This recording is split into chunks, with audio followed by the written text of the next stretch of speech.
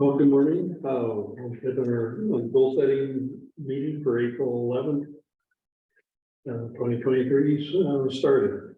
We'll start with introductions and Pat Malone, Commissioner and Board Chair. Zan Oshiro, Commissioner. Nancy Wise, Commissioner. Suzanne Hoffman, Interim County Administrator. Corey Grogan, Public Information Officer. Debbie Sessions, Deputy Director of Planning.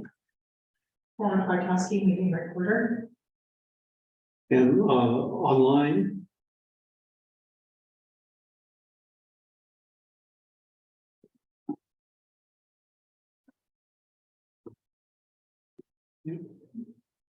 Well, I see Alex Powers and Ginger Richards. Richardson. Okay. Are there any announcements? Hearing none,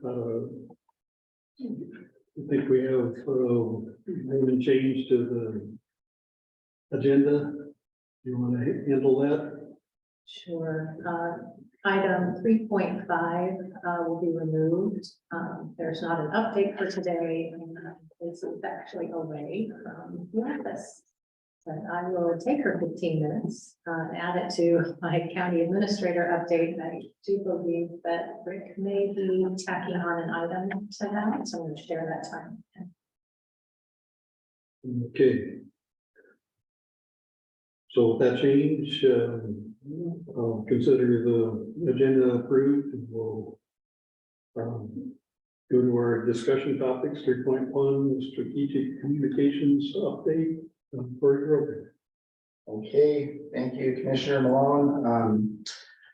Appreciate the opportunity to be here and present this stuff. I think it's important for your situational awareness, and just like to encourage you, commissioners, if there's information in these briefings that's helpful and not helpful, to give you feedback. If there's things that we're not covering and you want to hear about, let me know. If there's things that you don't feel are as useful, happy to modify and update these presentations. I'd like to recognize Debbie, who's here to support the briefing today on behalf of the Employee Recognition Committee, and to brief you on the Bent Breakfast, as well as a new initiative called the Public Service Recognition Employee Awards. So I think this is a really awesome thing that we're doing for our internal communications. I appreciate Debbie supporting me with that. So to get started, I'll share my screen here and hope that our technology works for us. It will. Okay. So this is a strategic communications update. As you're aware, we have a podcast now. We released episode 1. We have it's a fairly, as you know, controversial topic, a lot of differing opinions on the solid waste process work group and County Talks Trash. But this podcast, we really received a lot of pretty positive feedback. It's a professionally done podcast. We have one of our local radio folks from KORC Radio helping us. He used to work for OPB. We have our music, a script template. And we were able to talk about the history of Coffin View, talked about the solid waste process work group, and then really the second half focused on what individuals can do to reduce their own consumption. We already have our next 2 episodes planned out, which we were promoting. One was going to be about the Jackson Fraser wetland, but I think we've decided to pivot. I'm working with Jesse and Adam Stebbins to highlight an award, pretty prestigious award that Adam is receiving for some work that he's done. And then the episode after that will focus on the Daytime Drop-In Center and homeless resources in Benton County. And we are tied in with Allison Hopgood on that. And also we've made a video for that, which I mentioned to you, and I'll show you a preview of that today as well. But I just wanted to give you a quick preview of what the podcast sounds like.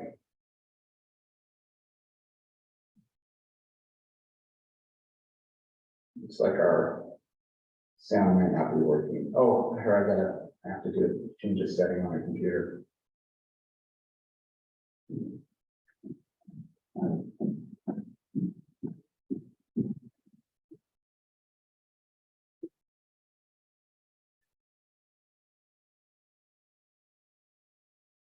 Yeah, that doesn't seem to be working, so we'll skip that part. Okay, next slide. We've also been doing advertising with KEZI.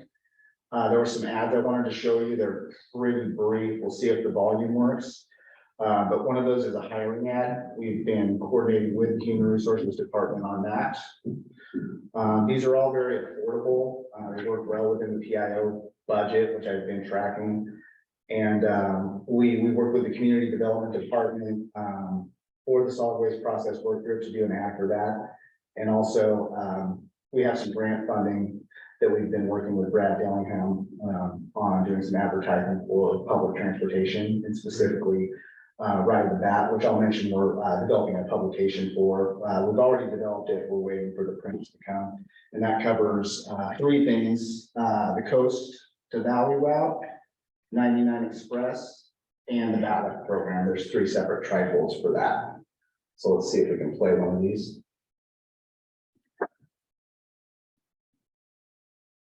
Is the sound button? Insurance.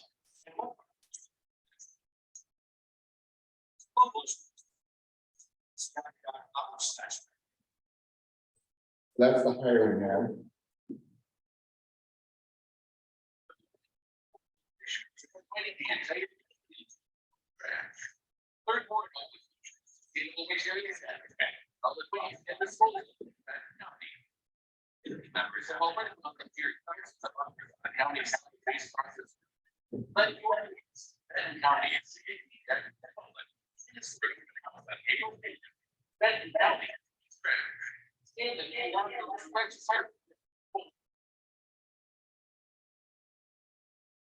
I'm showing you these ads because you've asked to have awareness of some of these products. Save gas and that. It's there to try to service basic county. Our Santa Paula is, it says something. Coast to Valley Express will take you between the coast and Newport. Station stops at stand as you get it. 7 days a week, $7 or less. Save gas. That time, schedule routes, ventilated, and your service every day.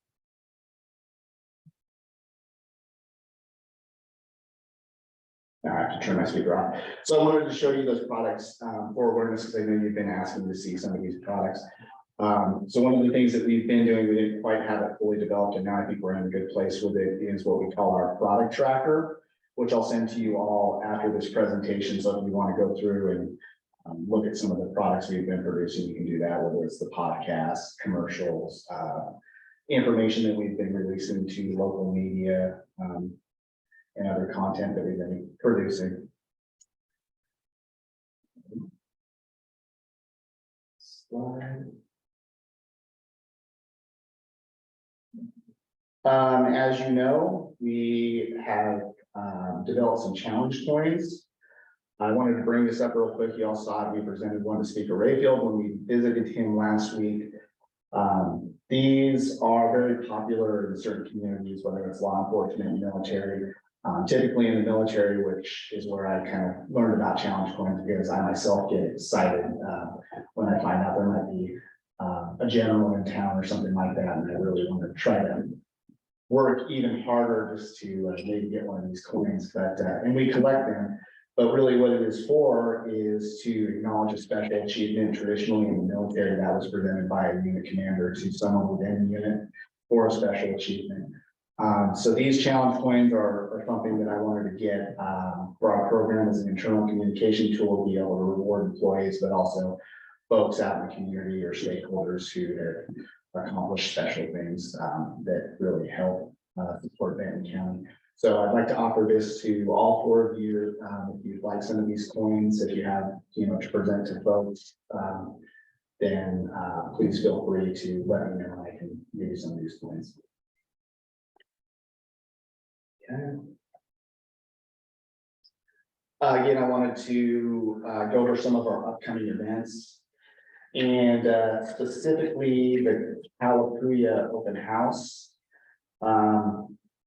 I sent a run of show for that yesterday. I don't know if you have an opportunity to look at that yet. But please look at that and, you know, that's not set in stone. We can update it if we need to, but I have some specific topics in mind in a, you know, format for how we do that I was hoping we could work for that. So please let me know if you have any questions. But for the commissioners part, just to do a quick rundown on that. We'd like to talk about, you know, like have the commissioners kick it off. Thank everybody for being here. Talk about how this is a modern, sustainable facility and why it's so great for the future of Benton County. And Sean will be there from our sustainability program to really talk about how it fits into our vision for sustainability. But then the other two topics that I really wanted to cover is how it helps the public as kind of a one-stop shop. And it provides continuity. And then the other topic is how it provides continuity for us, having the departments in one place and being able to communicate more efficiently. Just why this is a great place and a great investment for the county. There's some other things we want to cover. And then in addition to that, we will talk about the naming, we'll talk about sustainability, we'll talk about the architecture, and we'll have GERD DLR Architecture Group and GERD Construction will be here to give a quick presentation. Again, Sean for sustainability, our EDI coordinator, Sarah, will be talking about the naming and why that's important. And then we'll read the land use agreement. And Paul will also give a presentation, and he has a lot of knowledge and worked really hard on this project. So we want to allow him to have a few words and then recognize Paul, DLR Group and Girding for their work on the project. And we'll have some gifts for them. So I think it'll be a neat ceremony, and that will lead into our open house from 6 to 7:30 that we're doing in coordination with the Corvallis School District in their art party. And it should be a lot of fun. I think we're going to have a good attendance for this one. We're going to have activities, and we'll have a lot of folks here from the departments available to talk to the community, and it should just be a really welcoming environment. So I'm excited about it. As you know, we also have the City Speaks event on April 19th. We've been coordinating on that. I think it's a good opportunity for us to get more information out about JSIP. Commissioner Ogerow is participating in that with the sheriff, Nick and Rick. And Brenda and I have been coordinating quite a bit to make sure that we're squared away with that. And we've been working with Steve from the Corvallis Advocate. We're still waiting. So as an update, we're still waiting to hear if that's going to be in person or virtual. So, okay.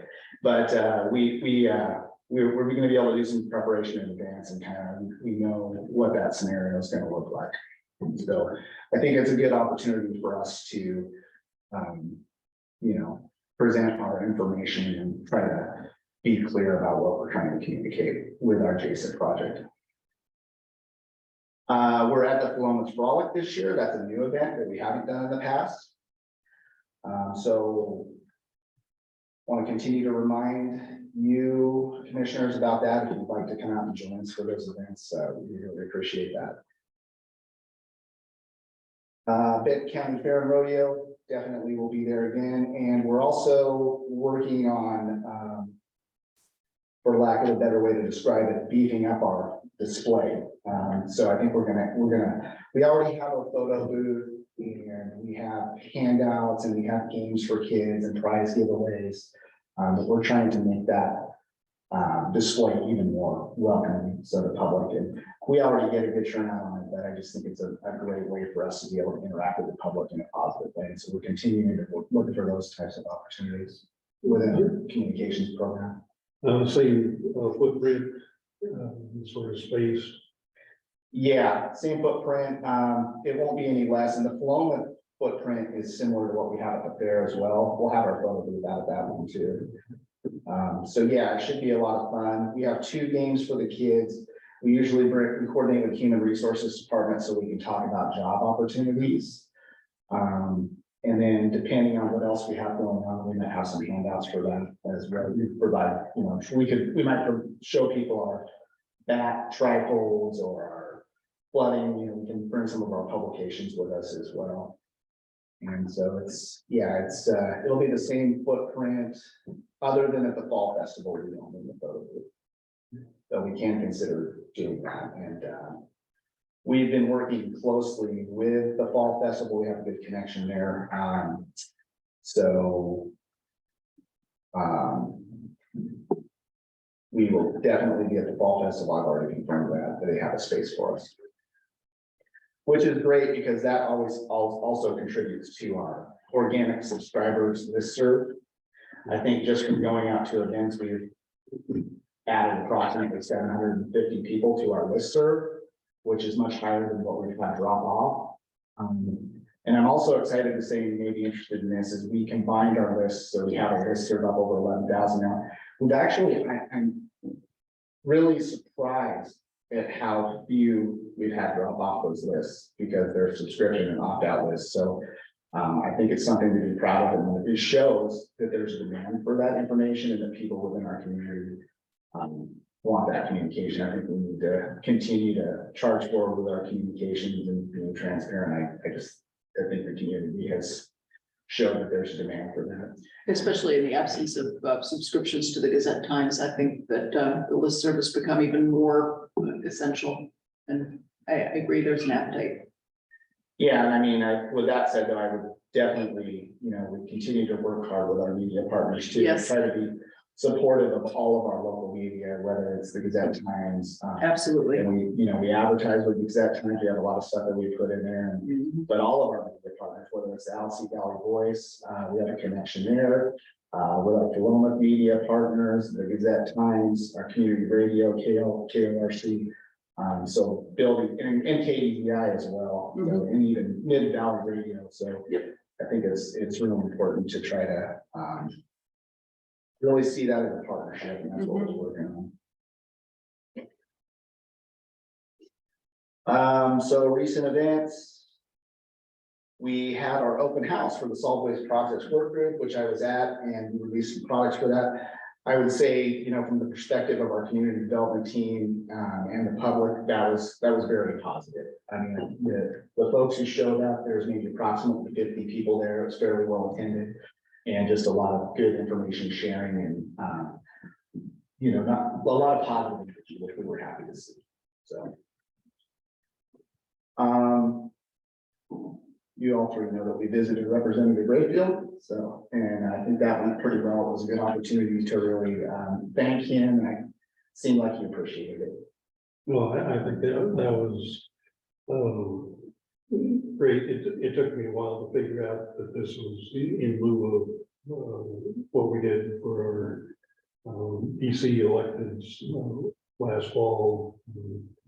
Representative Blasio and Senator White and then toured the crisis center site and thank them for their support. And I think the plan was to have Representative Rayfield and Senator Gelser, Blumen also tour, but I think going to Salem and thanking, probably worked out better.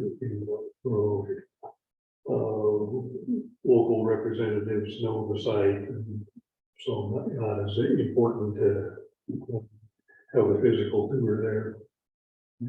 Yeah, I appreciate that feedback. I think, it was important. It was a priority for you all, and Joe, when he was here, to really thank the folks who helped us with the crisis center. And so this was our opportunity to finally thank Representative Rayfield. I probably should have been a little bit more clear about that priority in the first place, but he really appreciated it, and he seems very supportive.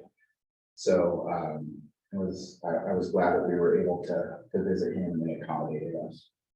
Well, and I think it's important to spend some time thanking, not just always asking. So it can confuse them a little bit when we're showing up as what we're going to be doing, because they're, especially when the legislature's in session, there's a lot of asking.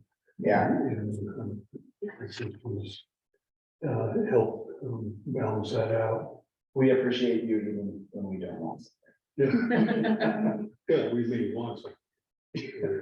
Talking about what you've done for us in the past, and I was thinking Representative Rayfield was instrumental in giving my crisis center, on the mental health crisis center. Yep. This is not something I'm presenting on. I just wanted to list some of these things so you all can take a quick look at some of the information that we've been sharing through our external communications and social media. But what I did want to mention, again, is just to reiterate some of our external communications are we have a variety of listservs. Social media, Instagram, we've been having a lot more success with LinkedIn than what we've had in the past. We've seen that social media channel grow a lot. And we'll be able to continue to provide analytics reports periodically. John helps out with that. And, she is an amazing teammate. So I couldn't accomplish what we accomplished within this program without her. So I just think it's worth mentioning that.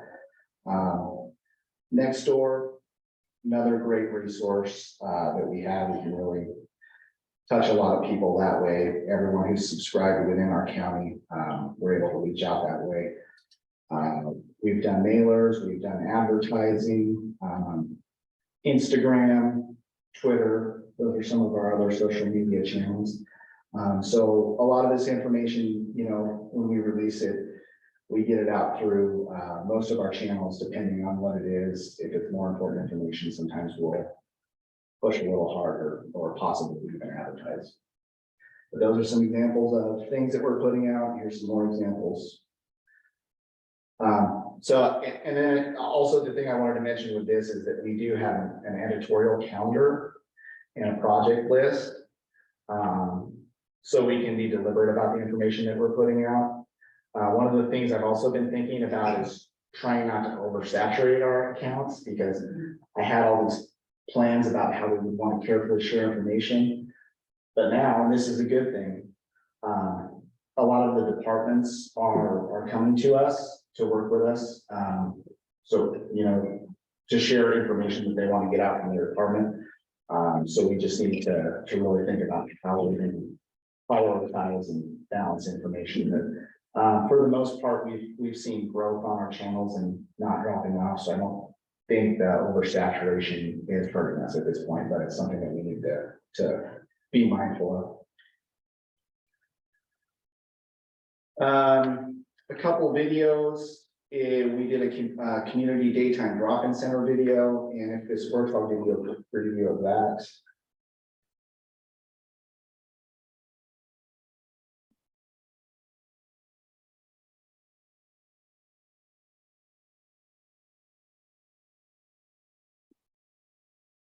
Looks like maybe this is doesn't want to work. Let's try this one. Okay, and that one does work. Okay.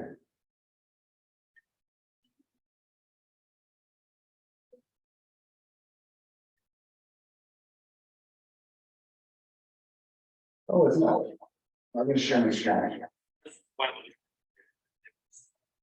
We put a lot of time and work into it. We put in new planted 300 species of flowering plants, brought back new species. The boardwalk is essential for getting people out to enjoy this, to learn, to be able to see where this has been done, to see the migratory bird species that come through.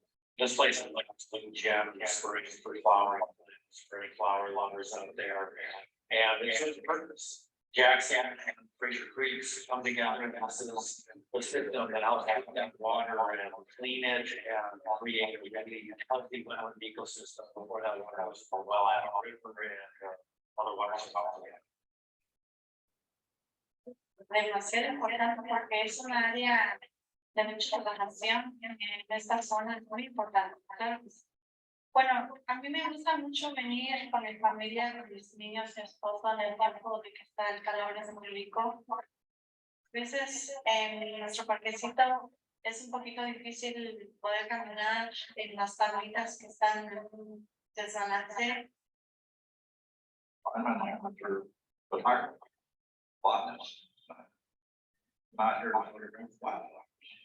And I didn't see one people say, birds and I think for and when you don't see them, a lot of them. We probably here in the pandemic about, just meeting a place to get out, feel connected, was was a major component of his life for a long period. The regular site where most used to come out and do research. De hecho, a mí me gusta disfrutar la naturaleza, escuchar la música de las compañías, los cuales tenemos exactamente. This is a really unique amenity in this community, and it's very special. We need to preserve it for future generations. That's important. I bring my grandkids out here. And, but someone's learning to play for it. It's just, what a place you meet a lot of people here, like St. Louis. If you want to support this project, I think one of the best things you can do is, help us fundraise, tell your friends, and create enthusiasm around this site. Boardwalk is aging, it's getting harder and harder for the community to traverse. We want something that's accessible and available to anyone at any. So I thought I'd show a preview of that. For a couple of reasons. We'll be showing all of our products at these briefings, but you guys have had a demand for that. So I just wanted to give you an example of how nice these products can be.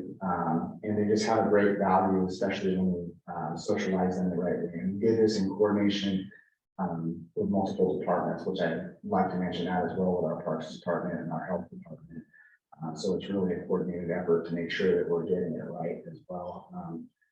So I just really appreciate the value of that. And we have some great videographers that we're able to coordinate with who are affordable and do great work. So Corey, I think it's safe to say that maybe our technology in the room today didn't quite do justice to the Jackson Fraser video. It's really nice. well, thank you. Yeah, really nice. And Jesse did a wonderful job. And then the Corvallis Daytime Drop-In Center, that played at the JSIP Open House. Is that the same one? Yeah. Yeah, So that was well received. yeah, thank you. Yeah. And when we coordinated with Allison and again, the Health Department on the daytime drop-in center video, which you can preview later, she was very clear with us that she wants this to be something that can, we can try to impact people emotionally to potentially change perceptions. It wasn't just a video that we're trying to make to get something. We want really the people to understand the work that they're doing and also some of these things that people living in the community who are experiencing housing insecure, homelessness, to really kind of change some perceptions surrounding that if possible with these products. So thank you for that feedback. Well, yeah, I'd like to echo, very well done. And they're, for county effort, it looks pretty good. Just, well, on both of them, these are physical things we're talking about, and just a verbal description. There are a couple still photos wouldn't have the same impact. So I was really pleased with the quality and I assume it's something we can use going forward.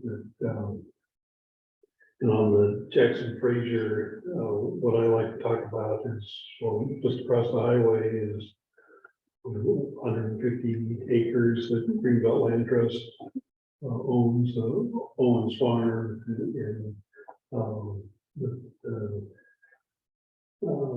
talking about being able to connect what we have and what Greenbelt has and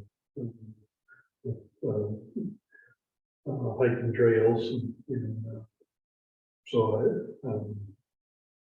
hopefully this has gone to Greenbelt Land Trust and shows what their neighbors are up to and help the whole project along. Yeah, I know that Jesse from NAPE has mentioned that, and so it's something that they're definitely aware of and passionate about, and so hopefully the future holds good things. Well, with Jesse Odd, I think we have a buddy media star. Yeah, I think Adam's pretty good too from the Parks Department with that.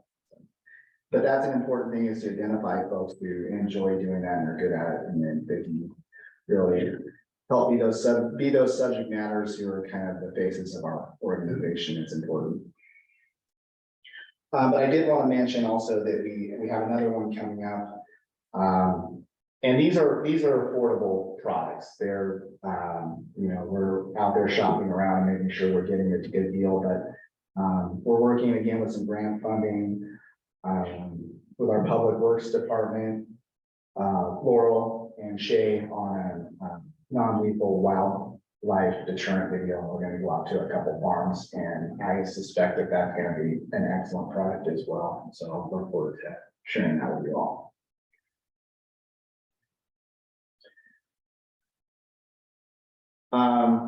Benton Area Transit, again, I wanted to mention this is publications. And so, again, when I arrived at Benton County, I noticed that we really didn't have any publications up to date. So there were publications that either had the old logo on them or were outdated.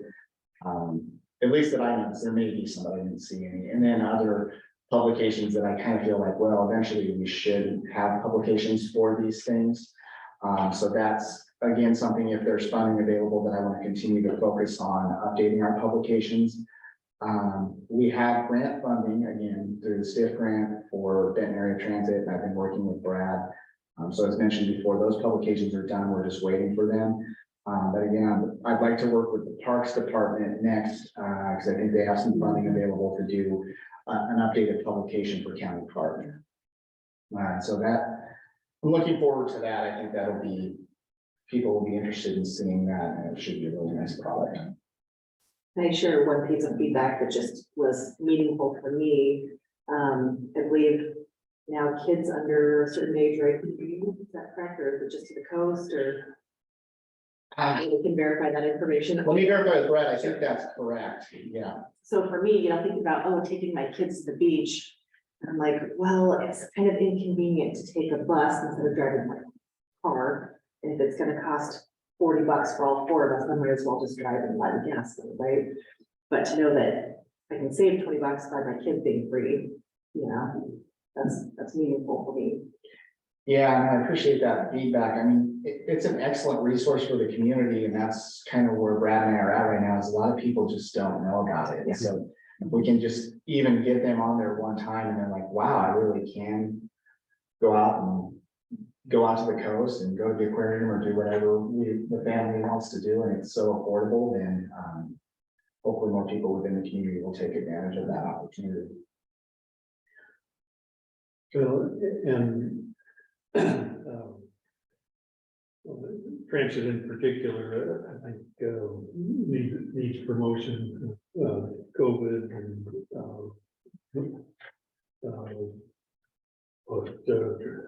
ridership dropping off 75%, or kind of in general, it didn't matter whether it was in town or some of the rural routes, and just trying to at least get back to where we were, and then figure out what we can do better than 2019 numbers, and a little bit chicken and egg. We've got service and good expand routes. If there was demand, and so I really appreciate these efforts. And hey, we're over here, we're doing good things. This is a general comment, not just transportation, but whenever I see one of our buses, I'll try to look in the windows and see how many people. And a lot of times we could have more people on there, and it wouldn't cost any more. So I absolutely agree. Getting people to try these out for the first time is essential to building up ridership. I mean, it's I kind of know it's out there, but I don't know the schedule.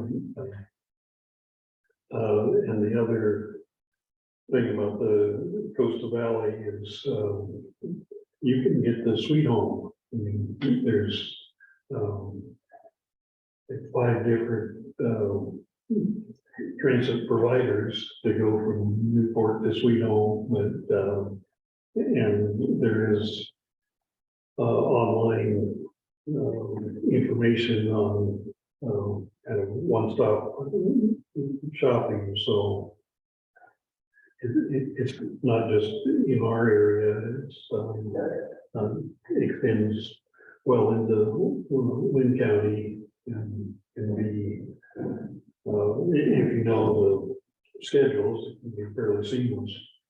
Yeah, and I appreciate that feedback, and it's been very clear to me from leadership and from Brad that what it's all about is letting folks know that these services are available, but also being very clear on what services we do from that LIFT program does provide. So, and then in addition to what we aspire toward with our public transportation.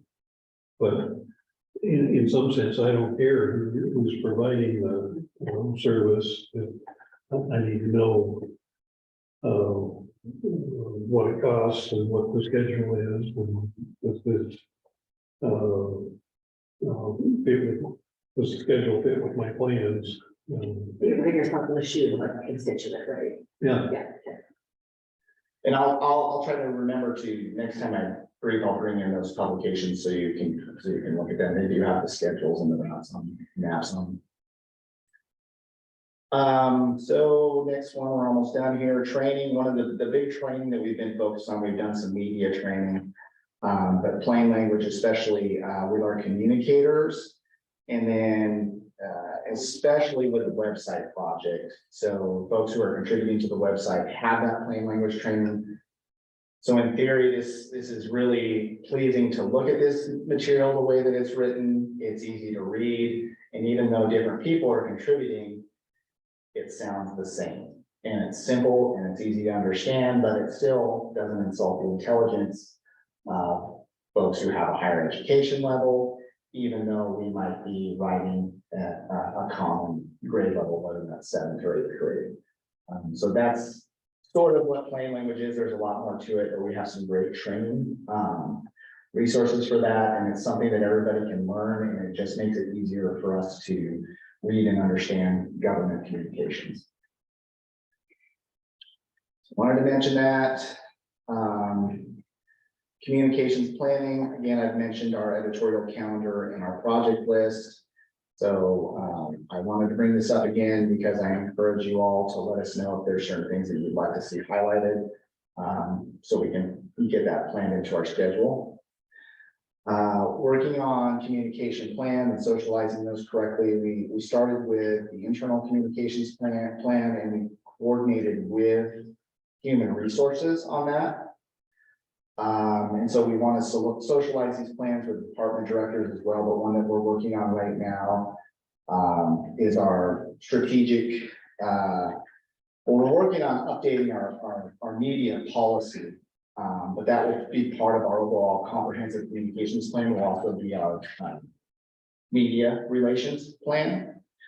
And then one that we've been working on now is community outreach and awareness and outreach campaigns. And so I was working with Joe on that before he left, and we'll be working with Suzanne and figuring out how we need to socialize that and get it updated to get that approved as part of a comprehensive strategic communications plan, actually.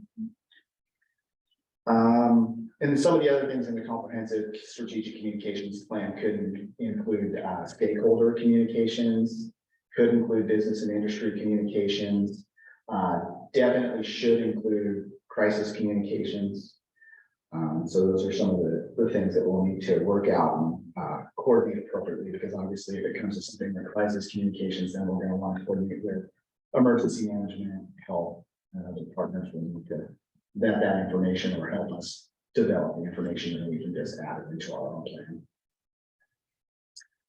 plan. So Debbie, I was going to present this part first. Sorry it took so long.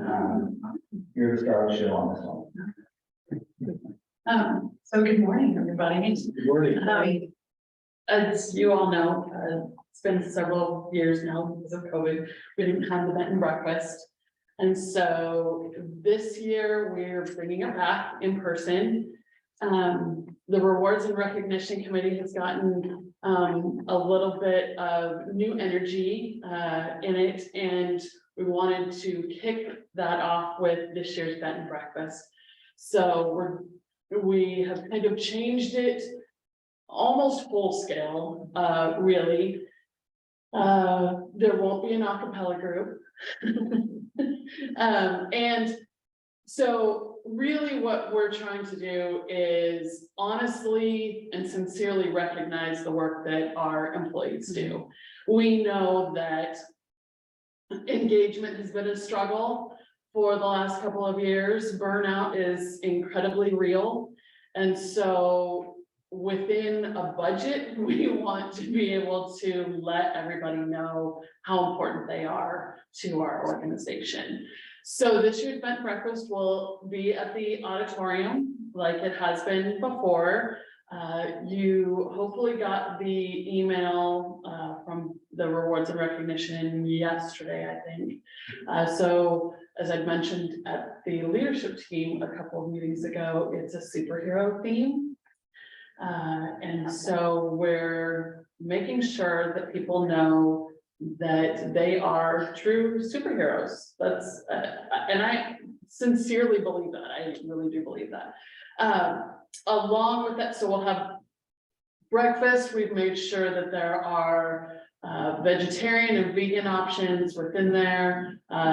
Forks and Corks Catering will actually be serving it. So we had a lot of feedback about it being a buffet and people serving themselves. Forks and Corks will actually serve for us. And on behalf of sustainability, we are using the plates and cutlery that the fairgrounds has.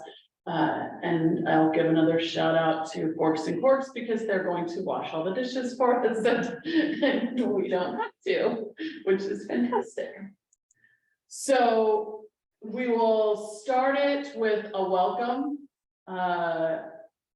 Amanda Garcia from the Health Department is a new member of our committee, and she and I will be tag teaming as the MCs for this year's breakfast. We would love to have Commissioner Malone do a quick thank you and welcome at the beginning. I'd be glad to. Wonderful, thank you. 7:30? That's when breakfast starts. I'm thinking probably almost in the neighborhood of almost 8 o'clock is when you'll do your welcome. We'll let people kind of eat and socialize. And so we're not really, because we do want them to connect too. That's the other part of this, right? So we don't want to start in with the program right away and make everybody be quiet. We have gotten a local baker to do some cookies for everybody, decorated cookies in the superhero theme. So cookies and raffle tickets will be at each seat. So instead of each person getting a piece of Benton County swag, what we've done is created baskets, somewhere between 50 and 60 of them. So we figure it's about 1 in 5 people will win a basket. And so they will be able to, there'll be little boxes in front of each of the baskets. And so whichever one you want a chance to win, you'll put your tickets in there.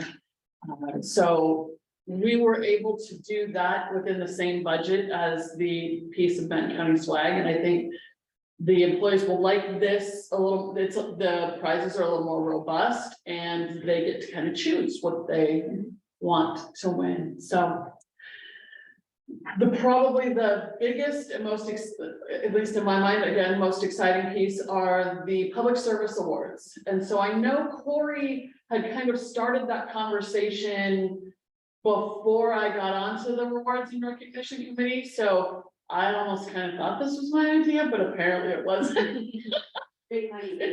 Exactly, it was Corey's. So we worked together to create some eligibility and what kind of categories and what it is we wanted to look for in these awards. And so previously you had gotten the outline, and I think you have it now, of what the categories are.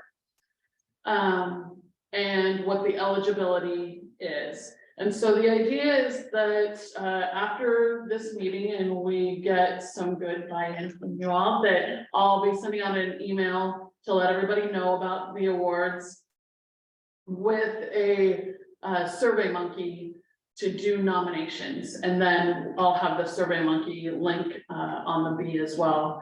We'll accept nominations from individuals or teams, for individuals or teams, and in the 3 categories. And then when we receive, what was the due date? The 27th. So the nominations, the deadline will be the 27th. The committee will review them, kind of vet them for eligibility, and then forward the top 3 for each category to you all, who can deliberate and decide amongst yourselves who the top candidate is for each one of those awards, and get those names back to me. And then what I would ask is that each of you present one of those awards to the employee at the breakfast. I'm ordering, I'll call them generic trophies, but they'll be inscribed with the award title on it. It just won't have the people's names. We just don't have enough time between when we get the names back to the breakfast in order to get them engraved with the people's names, but it will have the award name on it. And the year, yes, absolutely. So I think that's about it. Do you have questions? Do you have feedback? I do have a question. So the Absolutely. board, we are gonna choose the winners. Yes. So how can we go about that process? So it's not in a public meeting, I'm assuming. We don't wanna Right. know. So maybe you can work with Vance to figure out Yeah. a way. What you might do is just rank them yourselves, send me your rankings, and then I can do the average of whatever the ranking This is. will be super secret because then we won't even know. Right, I like that. right, yeah. Yeah, that would work and not violate any, yeah. I like it, it's great. I've also have been hoping that we would do something like this. It's overdue. So I'm excited about the awards. And I like the names too, the different focus and emphasis. Good. A lot of groups have, started back up this year and plan to catch up for recognition of outstanding work, and glad we're in that parade. It's due, or, I mean, it's obviously overdue, but just let staff know, let the public know we're back on track. And getting back to normal. Absolutely. And if any of you have ideas for recognition at all, we have a couple of, what I'll say is traditional events that we do during the year, but I would love for us to do more consistent small things along the way as well. The Benton Breakfast, I think, is kind of that signature event that we would have, and then we also do the Knights games in the late summer, fall. But I would love for us to do some little things along the way. So if you have ideas, we would love to hear them at any time. I'm very supportive of that. I just don't, have any great ideas that have come to mind yet. So I just wonder, is there a way that we can ask for feedback from the employees of Benton County to hear what motivates them? Sure, absolutely. And we have done that a little bit. I mean, we've done some Survey Monkeys, that kind of thing. So we kind of know how people like to receive recognition. we just don't have the creative, right now, we haven't had any of the creative ideas of how to make that happen. So if there are, ideas of, like ways to do it, I'd love to hear them. We have a lot of creativity on the team, so I think that's, the energy is pretty high, which I'm super excited about, so. Well, thank you very much for the work. Yeah, absolutely. This probably comes from one of my grandkids, but if the class behaves themselves, they might get pizza on Friday, or, I mean, I'm thinking Right. of our lunchroom Yep. back here and try to make more use of that. Mhm. Small events, it doesn't have to be somebody retiring after 35 years. We'll just, something along those lines, so it's, opportunity to, chat and, get together that we have, because we're, especially when folks that, work in this building, take advantage of that space and, something on Friday, or, Okay, pick a day. But, Yeah. If you behave yourself. One of the things I really like, I guess, we had once, and I missed it, but there was a coffee truck that was outside. yes. And I think I was in meetings and never quite got outside, or hosting a food truck occasionally. But I'm also thinking about this issue, because now that so many of us are here, of equity, and this site is accessible to the Sunset folks too.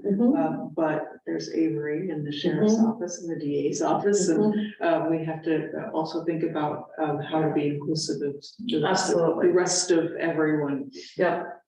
And we do talk about that. Yeah, I would What can we, how, and not just those buildings, but specifically law enforcement. Because of their shifts that they do, we have an entire group that it's tough for them to participate in any of this. So how are we able to include them? We just have to go to their events. Yep. And they put on pretty darn good. Yeah, they ones, do. I have to say. Yeah, they do. Yep. Okay, there's something else I think in that. Well, thanks, Debbie. Thanks. Appreciate the work the committee's doing. Thank you for being patient. Yeah, no problem. Okay, so we obviously saw our internal newsletter. I think I could skip past that, but there's a list of topics on that. And that concludes the strategic communications update.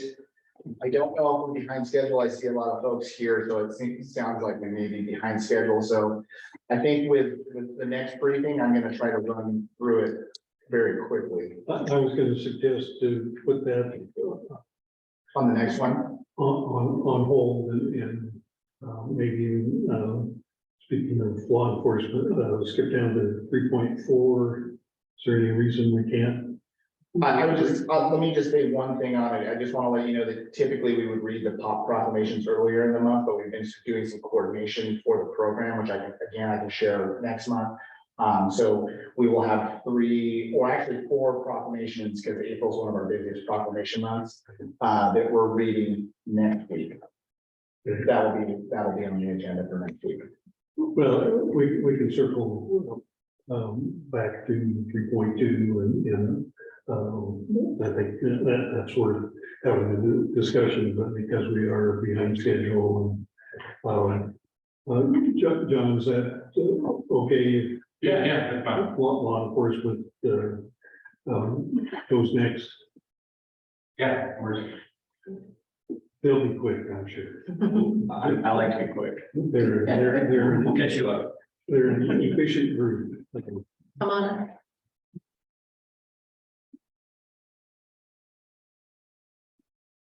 Thank you for that. Thank you for it.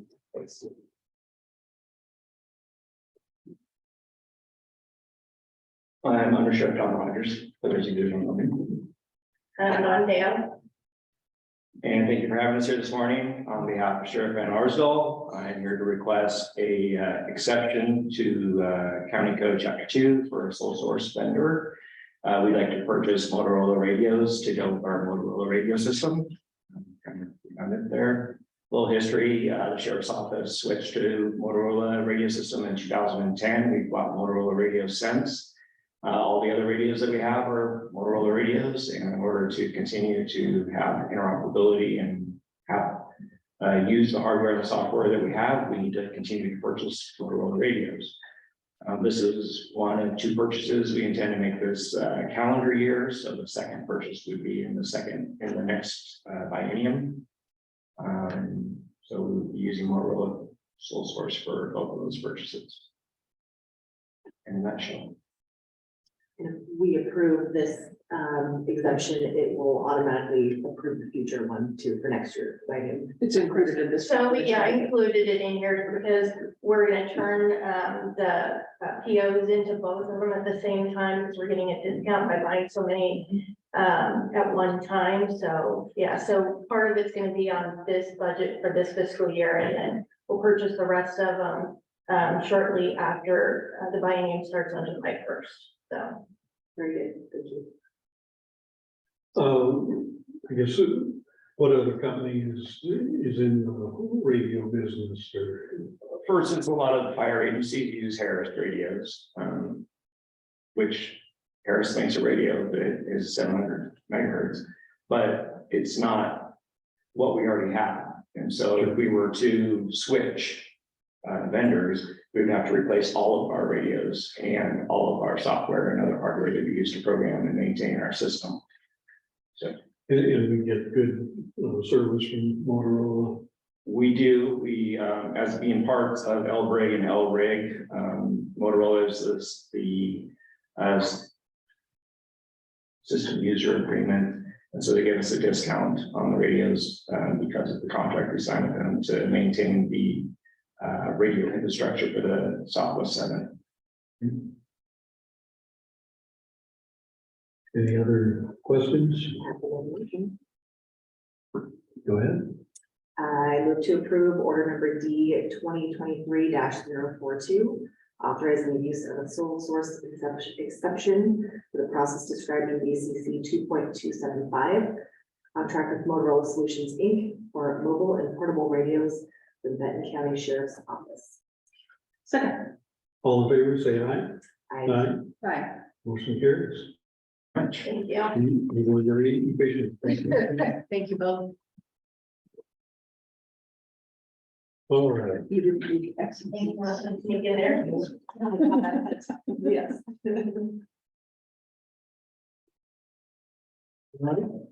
Now it's your turn. All right, Okay, Kevin. I think there were like 3 slides that. Okay, it's been a little while. This is a follow-up from conversation from like 5 or 6 months ago. The good news is, we got the ask again was to find a way that we can better track any kind of email that comes in from the constituency. Given the technology we use, someone gets lost, they might send an email to all 3 of you, and no one knows for sure what everyone else has. We want it common. And we went and looked at different solutions we could find, and the best one that we could find was just part of the Office 365 suite. So we've been waiting for that to complete, and that project is now in its dusky finishing up phase, and it's been a successful rollout, thanks mostly to Adam and his team. He was the one who led that project up. And when we looked, we said, oh, this is a great thing we can use. So now we're here. Time has come, and I'm really excited because this is one of the first things where we can start flexing the muscles of Office 365. It has a lot of features. And in IT, we're going through, we are digesting those, and part of our goals for this next biennium is to have training courses throughout for the county. And we're really excited about that, to start looking at these little apps inside there and seeing how we can do it. But you guys are first, yay. Okay, so if you want to go to the next slide, this is a basic workflow. We received an email from a constituent, or they could walk in, you know, whatever, but we're basing this. And what we're proposing is, there's a couple of ways to do this. There's a little application called Power Automate inside Office 365, which will shuffle things around. It's really super, it's got a lot of things it can do. So I'm trying to learn all those, but I did set this up for you all. So the proposal is that once an email comes in and we want it to move over to this constituent tracker, all you do is put a flag on it. And we'll see that in the next slide.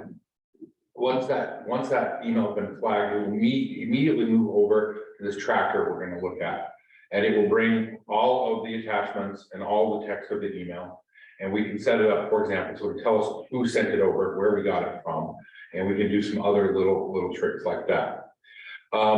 Then we can use Planner, and Planner is highly flexible, and Mara's already been playing with it. So we can use it to figure out whatever workflow we want to use inside the VOC to keep track of these. And then we will have to send a manual response. I'll tell you right now, the biggest weakness in this is because we have multiple email accounts and we don't want everybody who's using this thing to have access to everybody's email. There is kind of a one-way flow. The email comes down into the tracker, we do our business, and then we can respond either from the individual's email, or we can tell the person who originally got it to send it back. But there's no automatic hook back to that first email, if that makes sense. So one of the proposals that I didn't do, but we can, is we can send all these to a third email address that we just keep and maintain. And that way we can respond to the original email out of the third email address. The only downside to that is the individual will get the response from this other email account. If they scroll down the email, they'll be able to see they originally sent it to whomever they sent it to. But that's something, and matter of fact, we have a working session this afternoon to start setting this up. So I'm just putting that out there. That's going to be one of the details we're going to be working through. Okay. All right, let's take a look at kind of what it looks like. Next slide. So this is just an email from my email account. All you do is where that little red flag is, you go up there and you flag it. And the way I have it set up now is that will take that email and it will move it over to the tracker. It happens immediately and just as soon as you hit that flag button. So in this instance, that flag we would use to indicate, the flag Microsoft designed for follow-up. So you know all of your flagged emails have gone over to this planner where you can see them. Is there a way to flag my email that I don't want to send here? Like he already used flags. Yeah. What we probably need to do is see how I have it on custom flag. So we need to make it a little bit more granular. The proof case I did just does any flag, but we make it more granular so it does on a particular flag. Yeah. We can also use the colors, right on the left of that little thing, there are the color labels. But we might want to reserve those, and I'll show you that in a minute. So that's where there's going to be a couple of different trigger events that we can potentially use that Microsoft set up. So I figured this was the easiest place to start, and if it doesn't work, we'll find another one. The next slide, please. This is basically what Tracker looks like right now. If you go ahead and look at it, there's 4 or 5 more ones that I pushed in the last week. But they come in and we start in that first column. Now these column heads, I just sort of made up, but they're really easy for us to change. One of the things that I did put since we did this is it will flag who we got that email from. So as we go and start setting this up, we'll set it up on each person's account. So if it came from, whomever, we know who the source the email is. We can read all the text, all the attachment, and then there is a comments section. So we can find out as people are working it, we can see what the work was done on it, and then we can move it through. So one of the columns I didn't put in here that I use when I use systems, we use a system just like this, by the way, to keep track of all of our projects inside IT. We use a third-party application called Kanban Flow. This is really a Kanban chart if you want to go look it up and see how they're used. But our goal is to migrate off of that third-party application onto this, the same way you guys are doing it by the end of the year. So since Microsoft has what we want, we've already paid for it, it makes prudent sense to get onto it. So you can customize these different columns, they just represent a moving left to right sort of workflow. So like, for example, one I use is a waiting on column. If we've asked somebody for information and we're just in hold, it can be in that column. We can have different columns and we can assign to different people, different groups or whatever. Everybody who you want to have access into this will have access into this and no one else will. So, you know, for you all can come and see what the current status of things are, and then the individuals who are working that work out there as well. So again, I'll point out what I think is the biggest flaw in the system is once it's done and an answer is owed, then we're either gonna have to use that third party email I was just talking about, we haven't created yet, or we'll have to go back to whoever had the original email, send it back from them. That's basically it. Are there any questions? I think it's gonna take some kicking the tires to see, in terms of the response, we could do it one way, or can we do it both ways? And if it's an email that's sent to all three of us and respond from a common board of commissioners address, but if it's sent to one of us, just kick it back to the original recipient. I think that might be where we end up. I think that's probably gonna be the best solution. My plan, again, we're meeting this afternoon to get this set up, and then over the next month or so, we'll just keep tweaking it and tweaking it, tweaking it. I'm gonna stay just plugged in on this. And get it until it's how we all like it, and then we'll hand it off to the service desk to help with any problems after that. And I like the fact that, as you mentioned at the beginning, it could also be a walk-in, so someone that, or a call, gets Mariah on the telephone or Amanda up front, and Mariah's been very good about then sending an email to all of us to tell us what the contact was and what they wanted, and then that can go through as well. Then we would be responding perhaps by email, perhaps by phone. Yeah. And we can categorize these, so we can see what our rate is of walk-ins, phone calls, email, and have all of them. If they all end up here, I would suggest even if staff handled it immediately, we still send it over here. Yeah. Because then we have a record that it came in. I think that that's very useful. And one of the things that's been difficult is not being sure when someone initially writes whether they have already dealt with 2 or 3 staff people over in Public Works, and then they're coming to us, or whether they are just coming to us first and they have not tried working with staff at any level. And if that was part of the original discussion that we were having years ago and now about constituent tracking, was to try to figure that out so that we didn't have to do so much bouncing around to figure out, okay, who was it that last dealt with this particular constituent? Well, offering to send them back to Public Works when they've already Exactly. gone through that. Ridden that merry-go-round. Yeah, so so who has access and when is going to be a question, especially. Commissioner, Arthur, I'd just like to add that,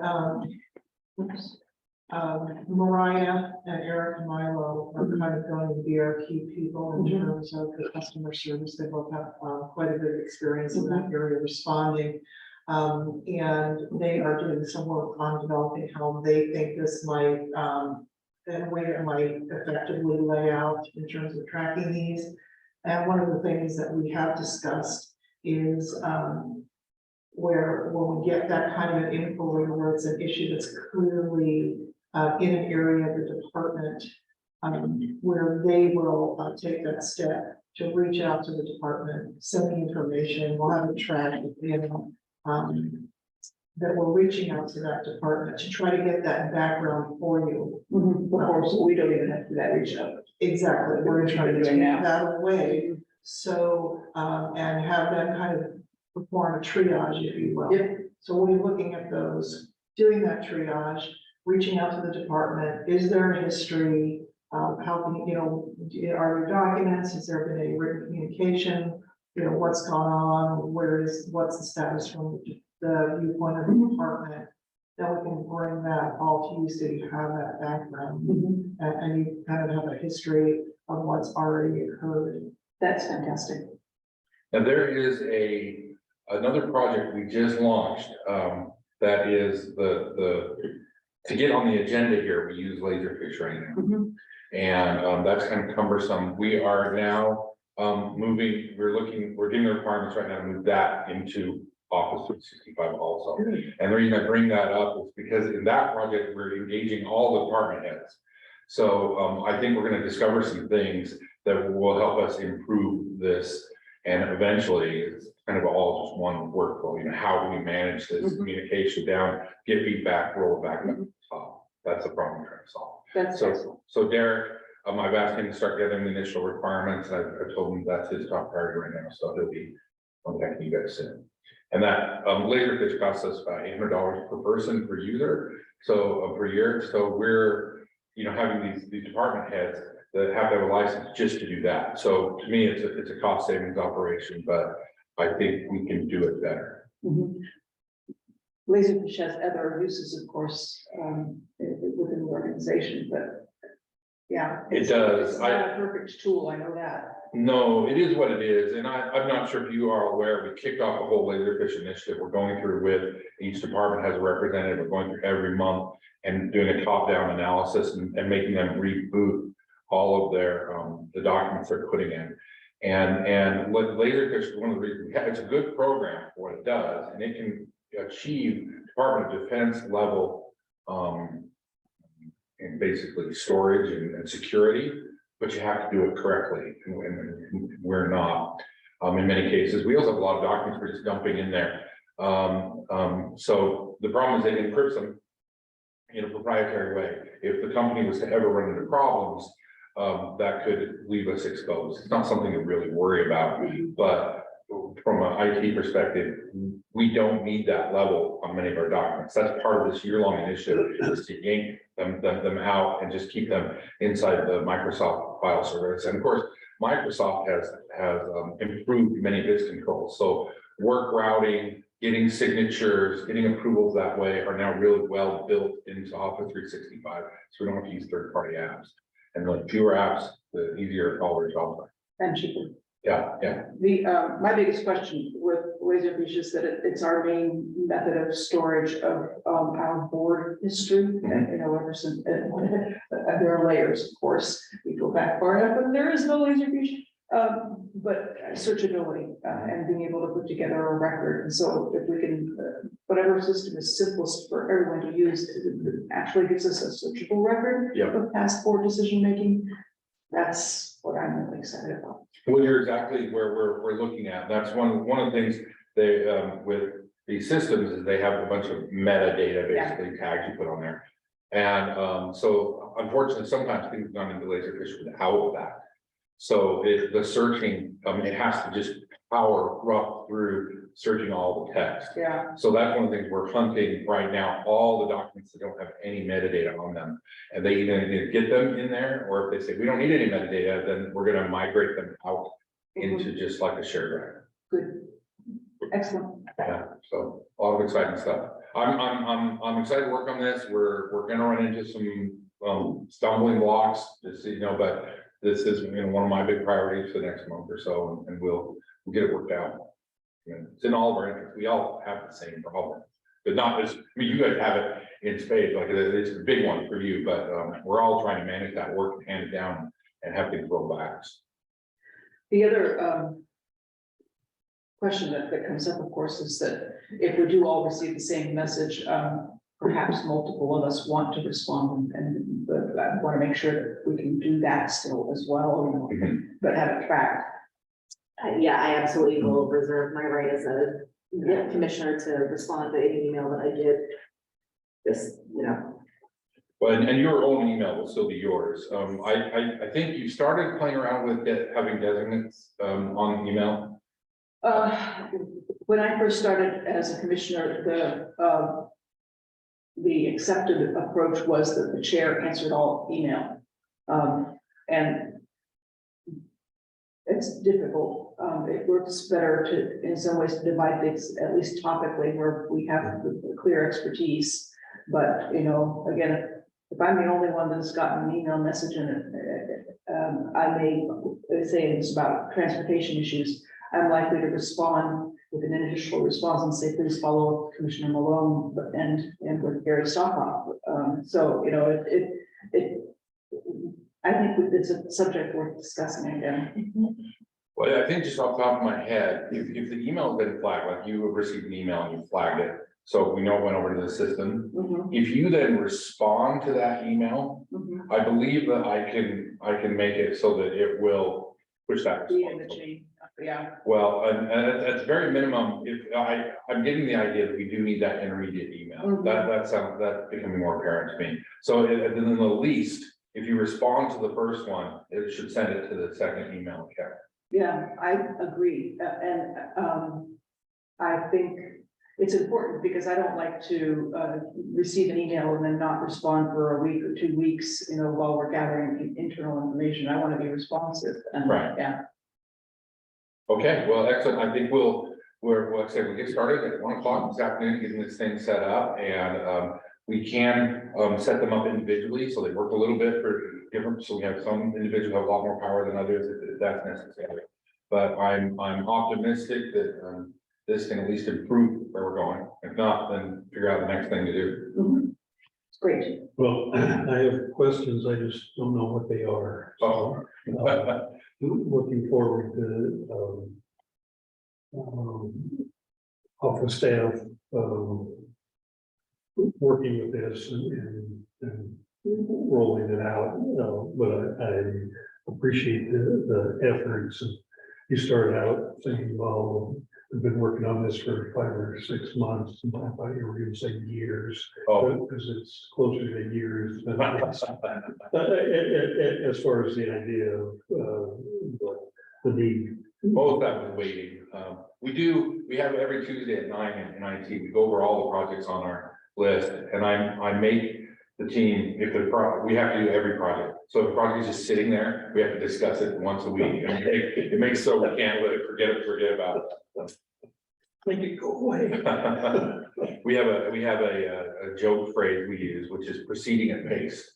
So if you've done nothing on the project, but it's still gonna hit its deadline, then you just say proceeding at pace. There you go.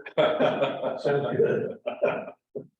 Well, appreciate the update, John, and this is obviously needed and take a little while to get sorted out, but glad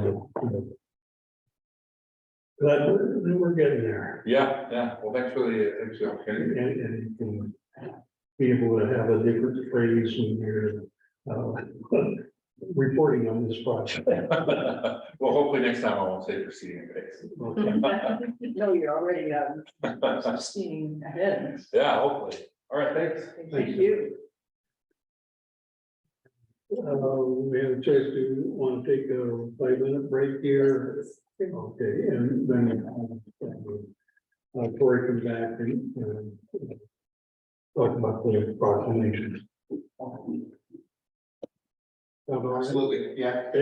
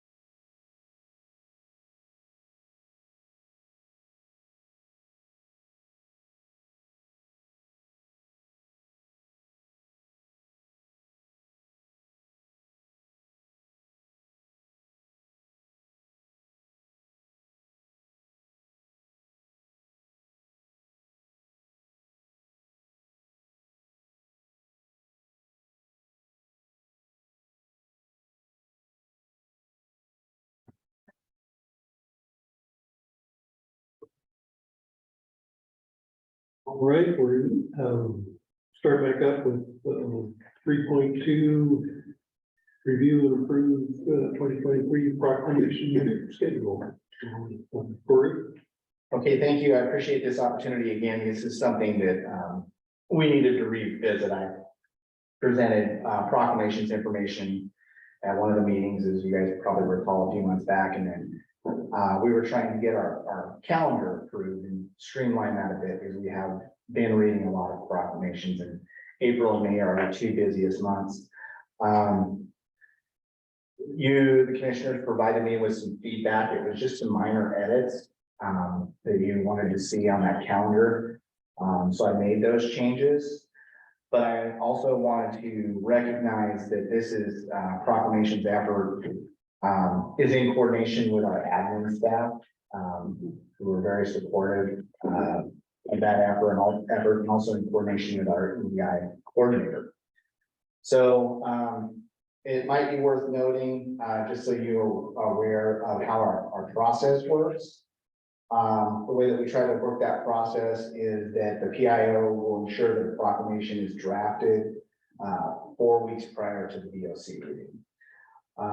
We want to get it at least 2 sets of eyes, if not more, on the final version. Send that over to our admin staff, and the admin staff assigns a proclamation number. Once the admin staff does they add it to the agenda and packet. And then we determine who reads the proclamation, which a lot of times is going to be one of the commissioners, but there may be times where we can have somebody who's invested from the community, or for whatever reason, there might be a subject matter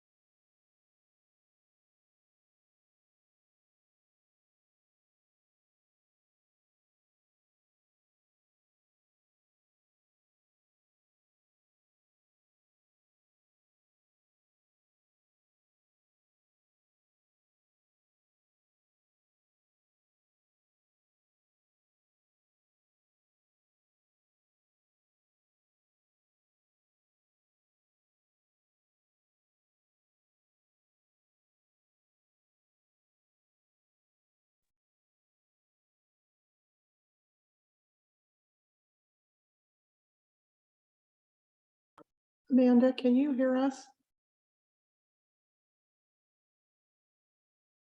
I cannot hear you. It cut out a couple minutes ago.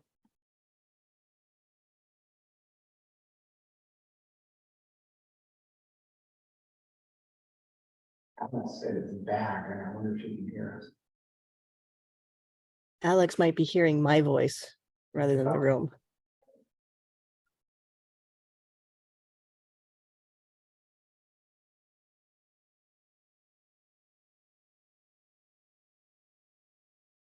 I was gonna say, Amanda, how did you hear us? I think she was lip reading.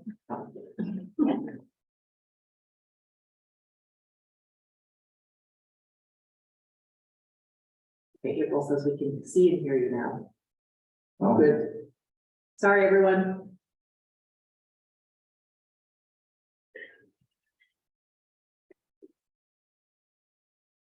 Thank you, Maura. Okay, yeah, so I'll get back to it. This is more just about how we can be more deliberate and organized with our proclamations program. And, I think we're on the right track, and as we looked through this document, the last time I presented it, you all approved the information that was in here. The recommendation was to stagger the calendar, and don't hold me to this number, but that would mean that, you know, rather than reading approximately 35 proclamations a year, we might read 20 proclamations a year. So trying to reduce that total number. But just having a consistent language and format, being more intentional with our communications. And then having a calendar set up, which is in this document as well. There's some more information about how we format the proclamation if you're interested in that. We have a couple of templates, and then just how we consider content. So that's another thing, is like the calendar. I don't think we can be too rigid with it. For instance, and there's some things that emerge that, you know, maybe I didn't know about. For instance, one of our proclamations this month is National Crime Victims' Rights. And what I didn't realize, I had that staggered for next year, but what I didn't realize is that that's a big deal with our district attorney's office. And they do coordinated and strategic outreach already. So we wanted to accommodate that and make sure we get that on the schedule and support them. So the calendar, you know, can be somewhat flexible. Talks about the signing and then the distribution of the proclamation, the different proclamations that we do, and trying to hopefully allow the public to see those proclamations, our stakeholders and media partners. But then as you go to the back of this document, it gives the proclamation schedule, which is staggered. So February, each year, since we only have one proclamation and it's an important one, Black History Month. March, one proclamation, we recognize that every year, Women's History Month. And so when we're staggering proclamations, it doesn't mean they're less important. It just has to do with, especially April and May, there are more proclamations that we need to recognize. And I'll also cover the proclamations that we're going to be reading next week, actually, and which we would typically read earlier in the month, but we're sorting some of these things out. So April, National Child Abuse and Neglect Prevention Month, National County Government Month, and National Public Safety Telecommunicators Week, which is that really honors 911 operators, which, you know, they can do that first line. So that's something I think is important. National Pet Therapy Day. And then that's for 2023. Can we ask questions as you go, or do you want to take all the questions at the end? I'm fine either way. Okay, I don't recall recognizing National Pet Therapy Day previously. Where did that one come from? Yeah, so I should have mentioned that. So that we have a new EDI coordinator, and obviously her feedback to this program is crucial. And so that was one that our EDI coordinator suggested that we add. So that was a critical component that I missed. So I guess we do need to talk about these when we consider approving the calendar. Yeah, and you know, because we've never recognized it before, I'm not sure where it came from, and I'd like to know. And one of the things that I've been thinking about this a little bit more, some of these really heavy months, you know. Part of what I'm thinking is that we might not be better off staggering one year, the other year, but just putting some of them in the consent calendar and only reading certain proclamations. Because I still have a real heartburn about only acknowledging American Indian and Alaska Native Heritage Month only every other year. Whereas we recognize all of the other ethnicities every year. So I just would like to think a little differently about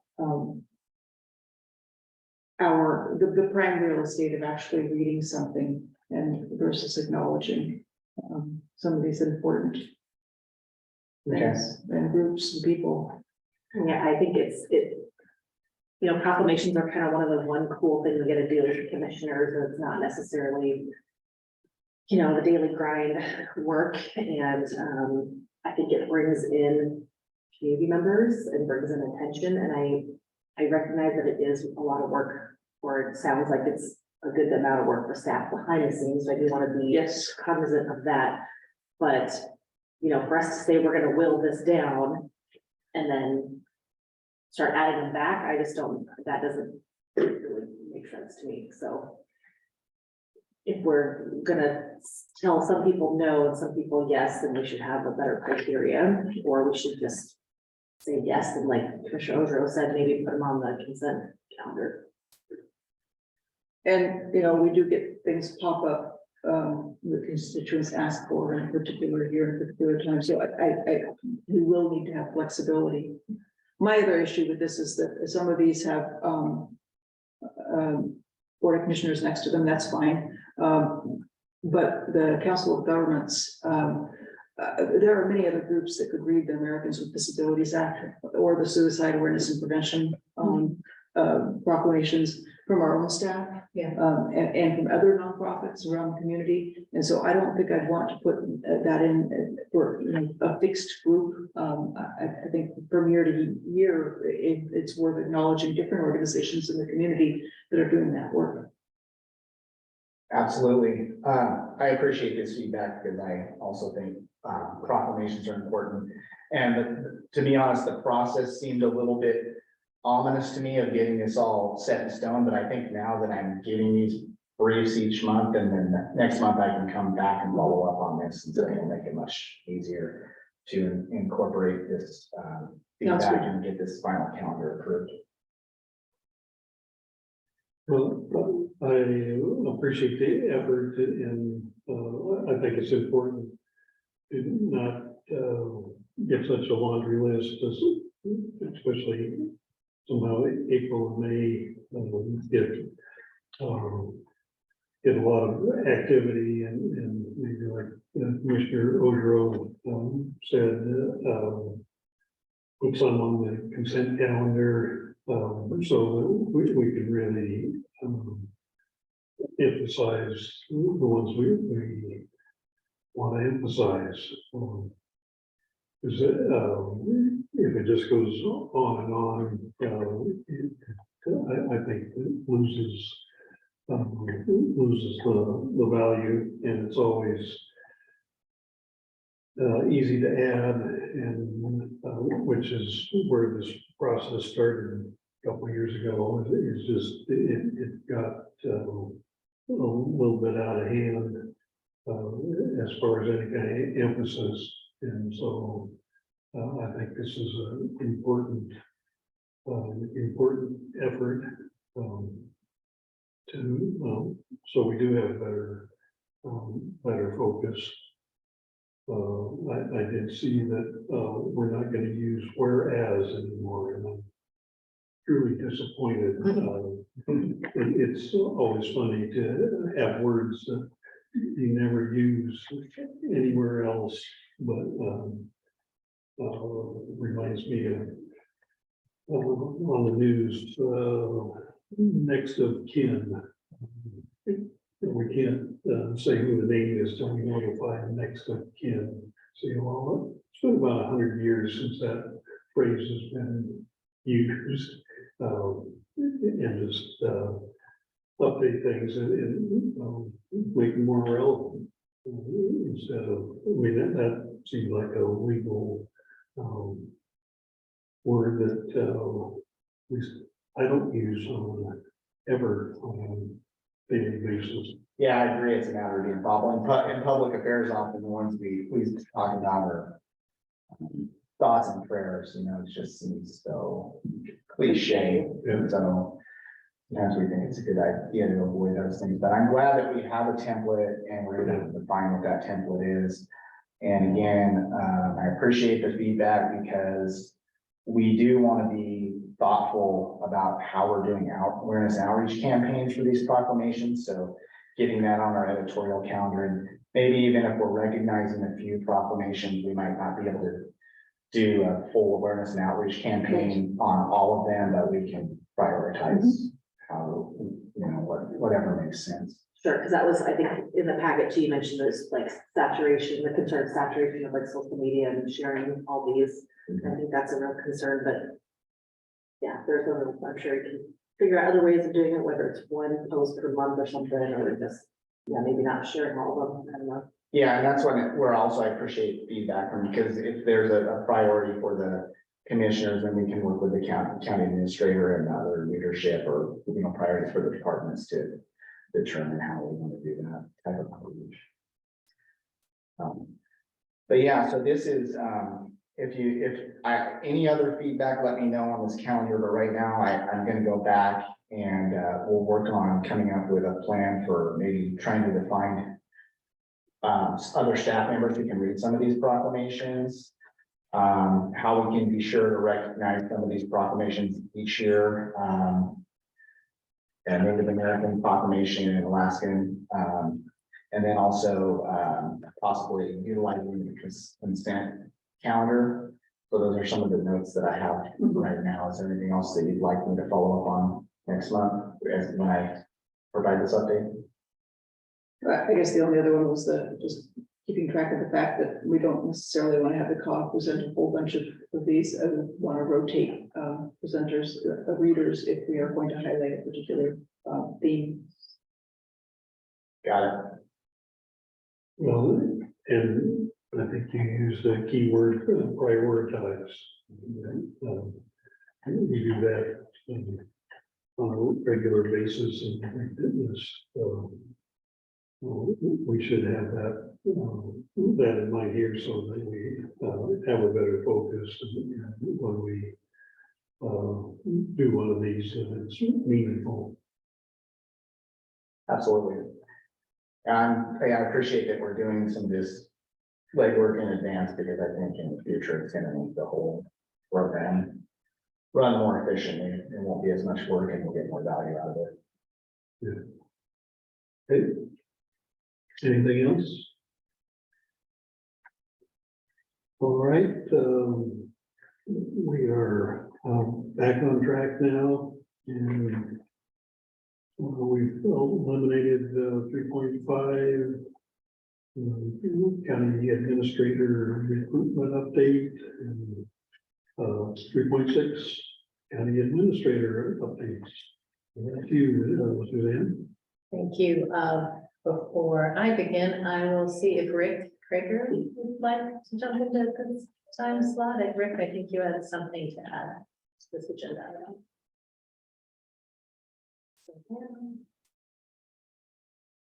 You may have stepped away.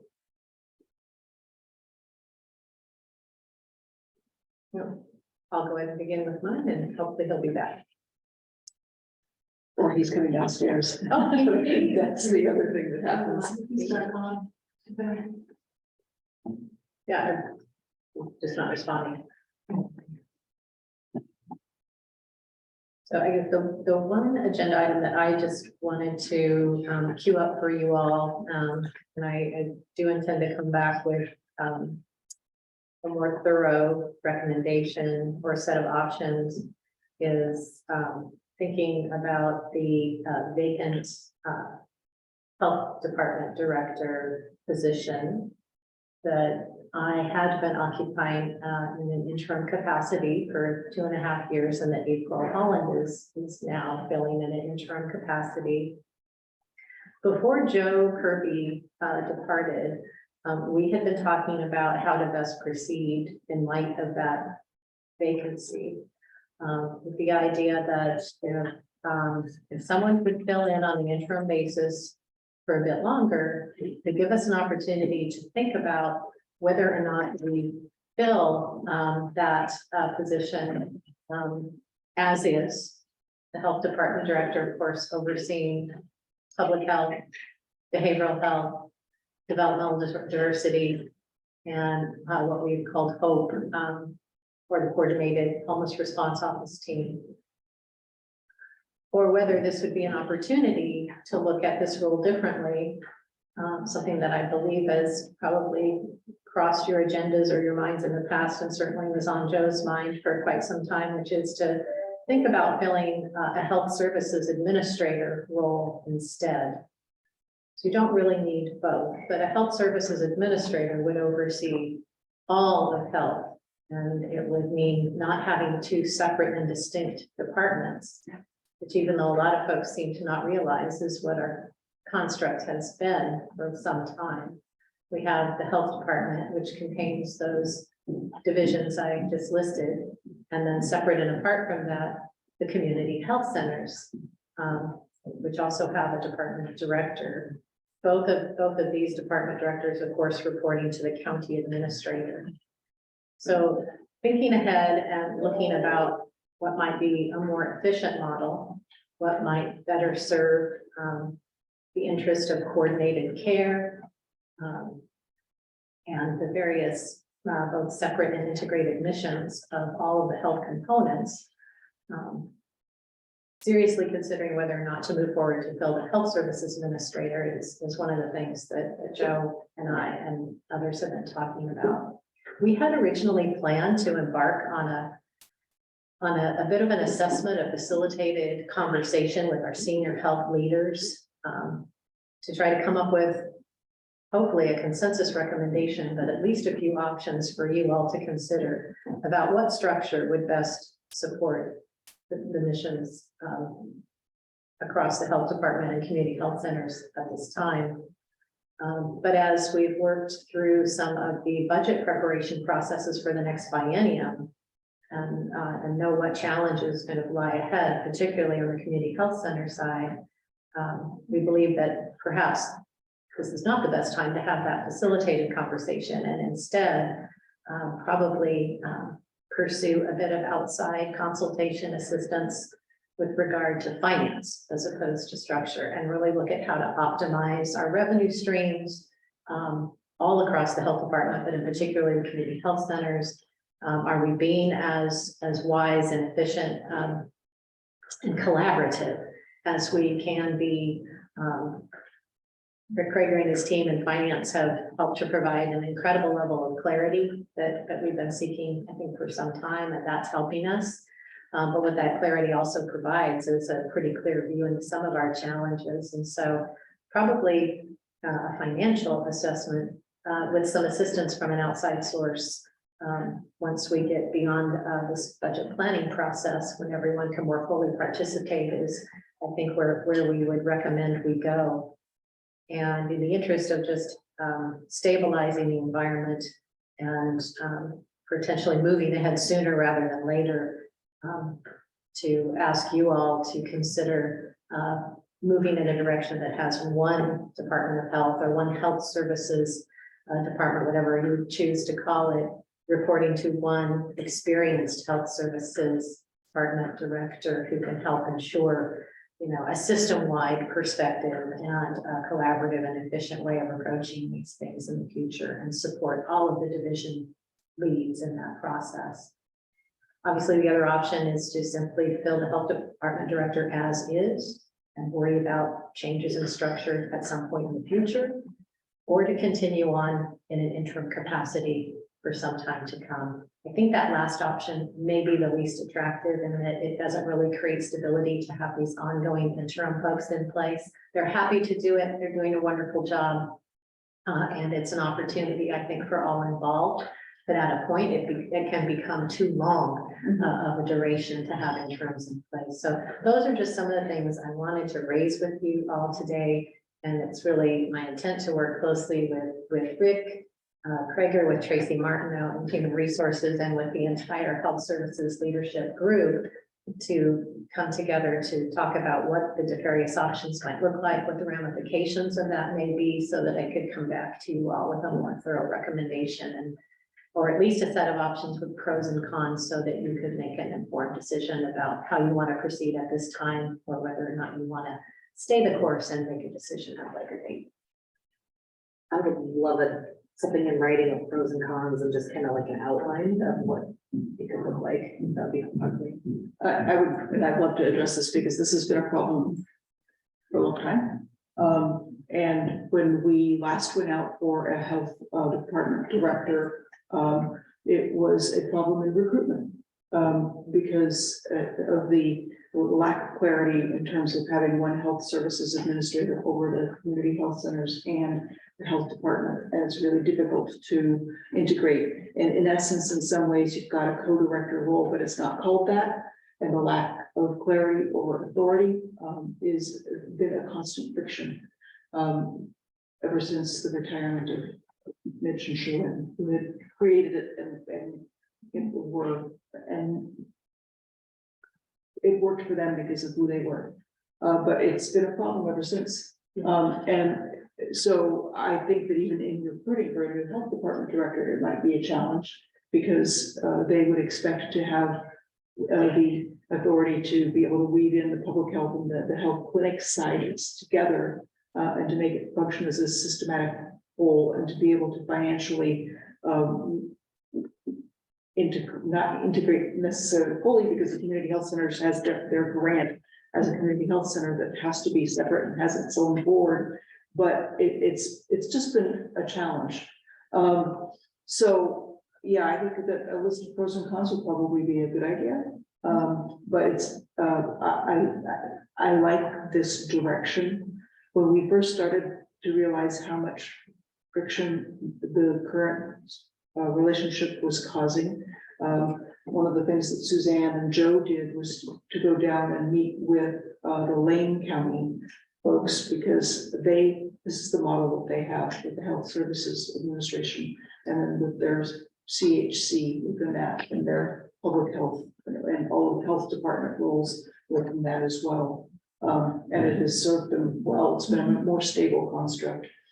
They were able to really consolidate and combine a lot of their data and analytics functions, business process management functions, in a way that they ended up placing them within the construct of the community health center, because that's just where they have the most expertise. But that centralized area actually serves all of their health and human services in terms of their ability to pull data from disparate sources and then make strategic plans about their priorities that where appropriate, the entire health department can get behind. And there's certainly a place for separateness, whether it comes to strict funding streams or particular specialty bodies of work, the professional ethics that go with those different professional jobs.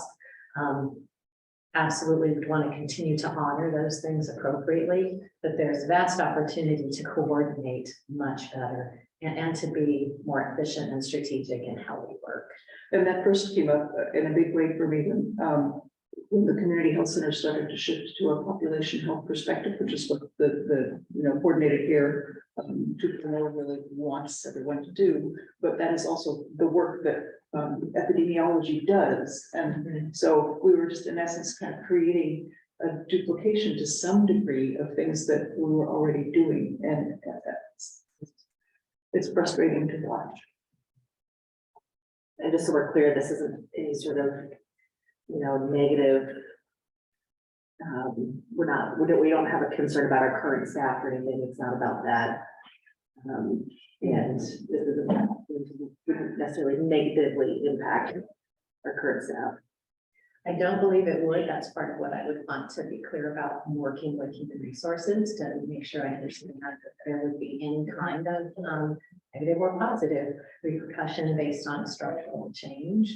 But no, that's not what this is in response to. In fact, I think we have an outstanding senior leadership team, and would like to be able to better support the group with the right leadership in charge and the construct that hopefully, you know, I don't think an organizational structure solves all problems, but it can either be supported or it can get in the way. And so I think the goal would be to try to get to a place where we feel like the structure is really supporting the team that we have and the direction that we're asking them to go.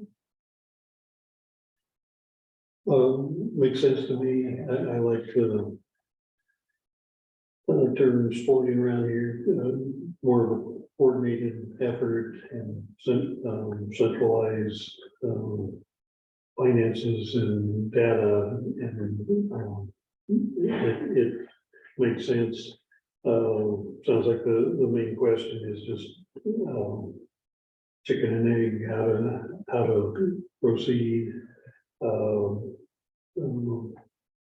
Finance was mentioned. Do you want to weigh in, Rick, as far as how things look from your point of view?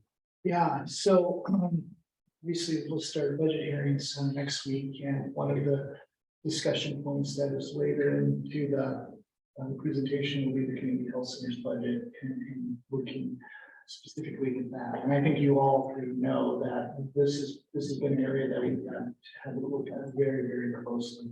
Obviously with COVID, huge impacts, but also a lot of the COVID resources are now gone. And that's what we have been able to sustain ourselves over the last 2 to 3 years. And so this certainly has been a interesting couple of months as Carl and I have worked together to try to figure out, okay, what is the sustainability plan?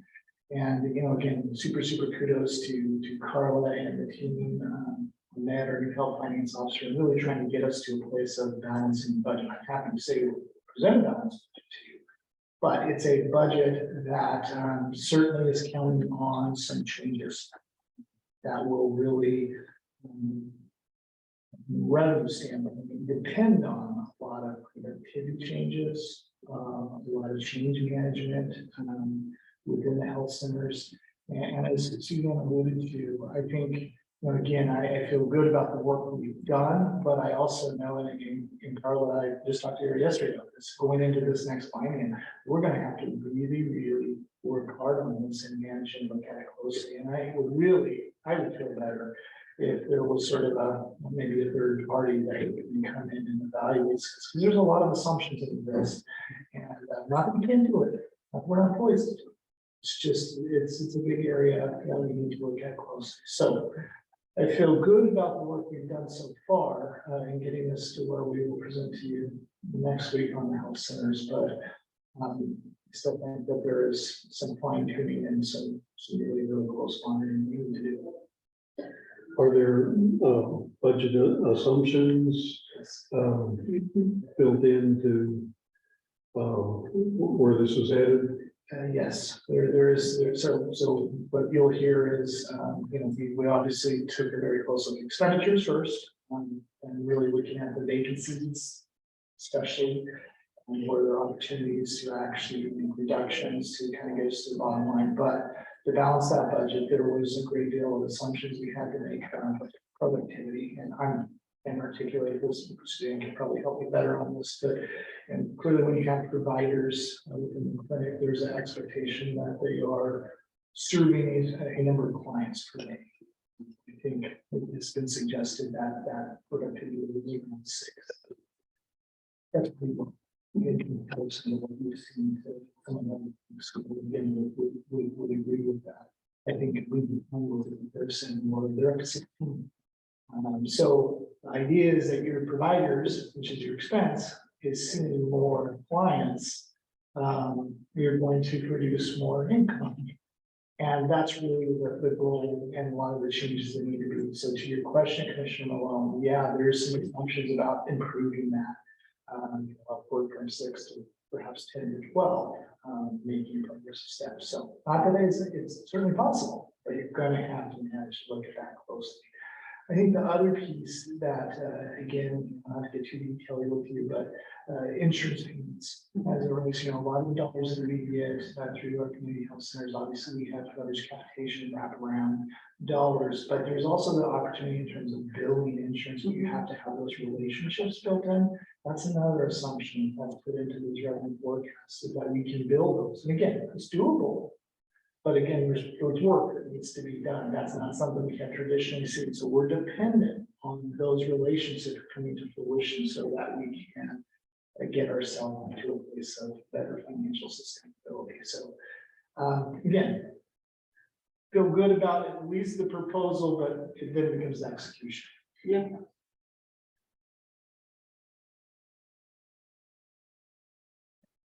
So I'll be happy to come back to you in the very near future with the list of options and recommendation with the pros and cons. And hopefully do this up well for you to be able to make a decision on how we may proceed. I have one question, and that is with respect to bringing in someone with a health finance expertise to do that sort of an analysis and make a set of recommendations for us. Is that, I don't recall, is that one of our policy option packages? We do not have it in as a policy option package, but I do think that there are some opportunities where we could identify employees and we do that. Okay. But the funding that, Oh, I'm sorry. the Yes. funding that we had set aside for the organizational assessment, I think we could use it for this since we're not going to do that. I apologize. Yes, in this budget, we did identify That's fine. for the health assessment. So Okay. as Suzanne alluded to, it's shifting it more to the financial use. So yes, resources are there. Okay, good, thank you. I guess my question is the upcoming budget, versus isn't the right word, but the reorganization and those are on separate tracks.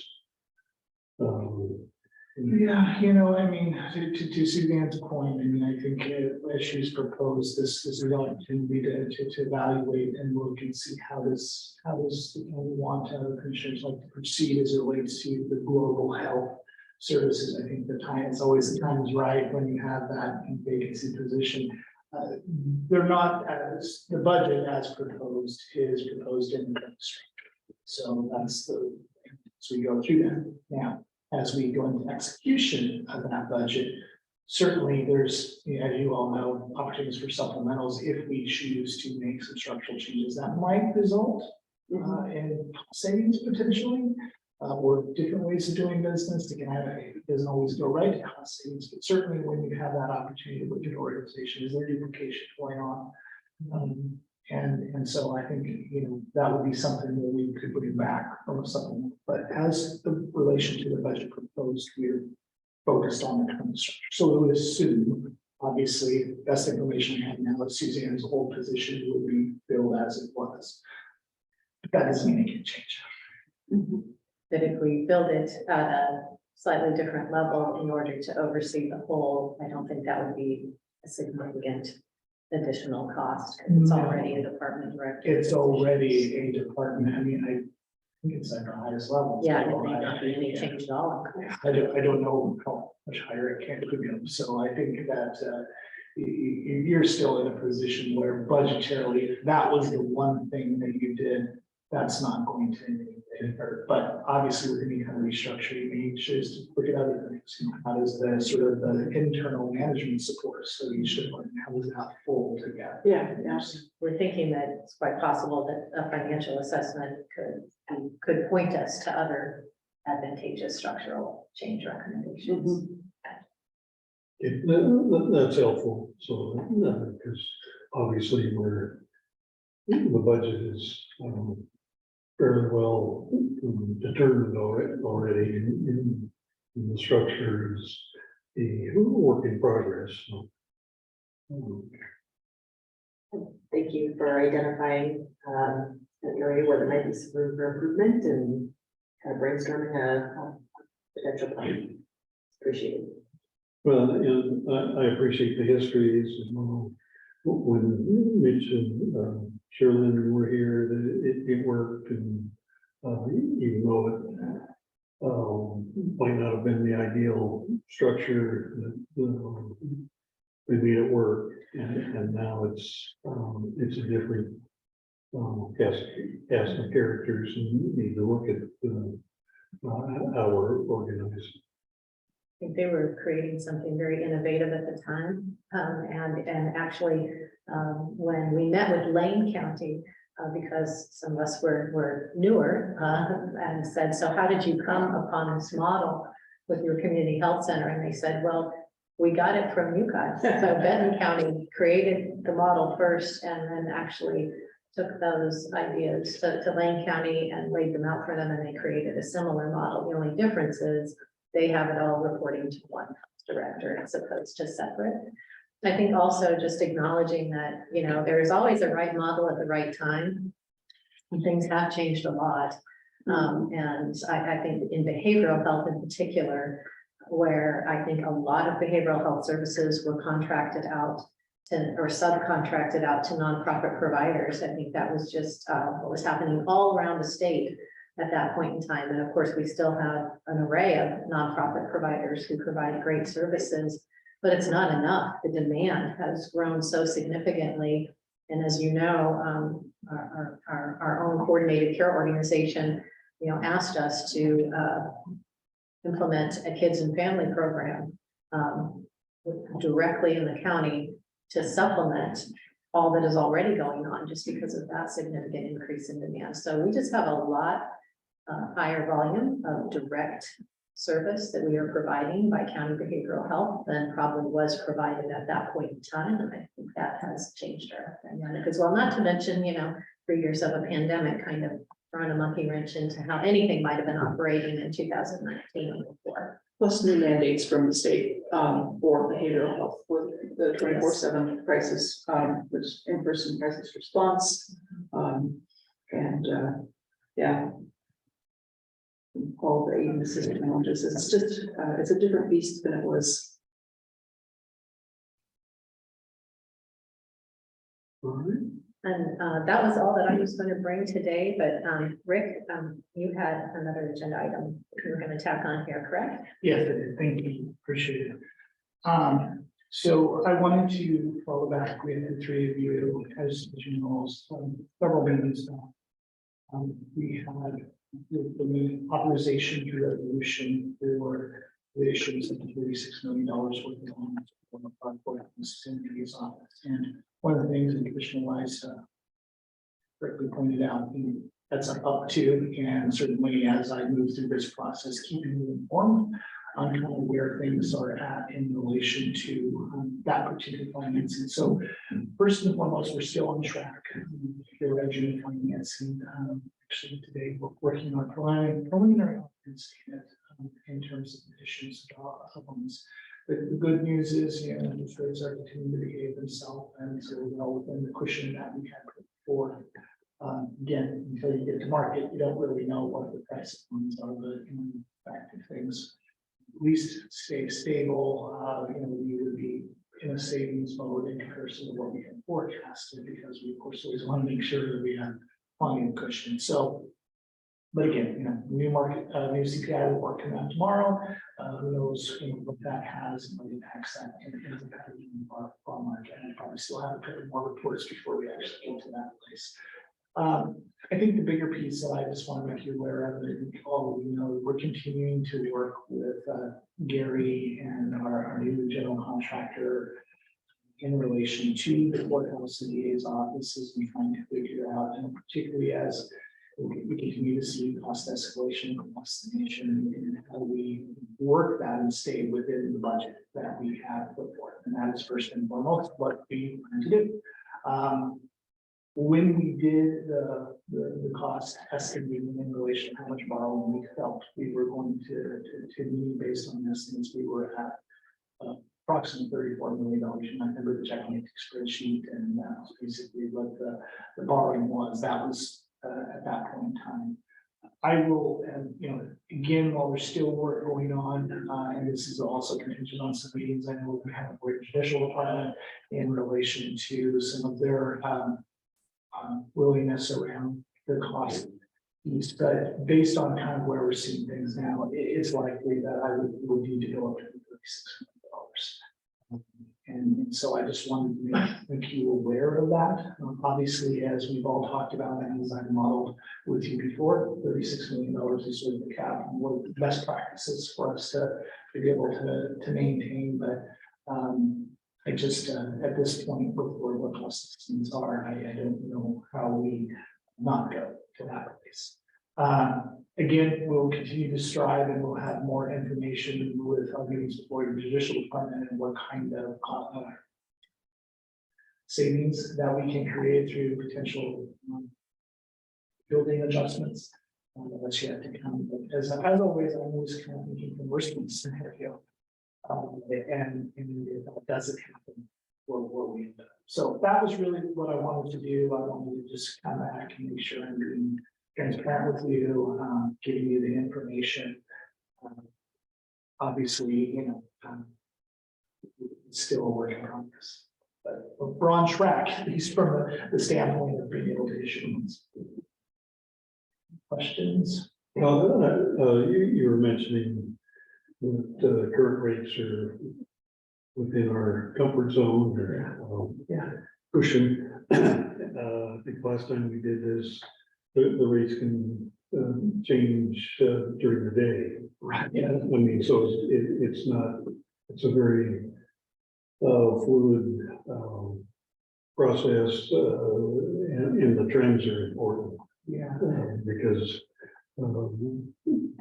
it is a very active market, and just let people know that we're not in control of that.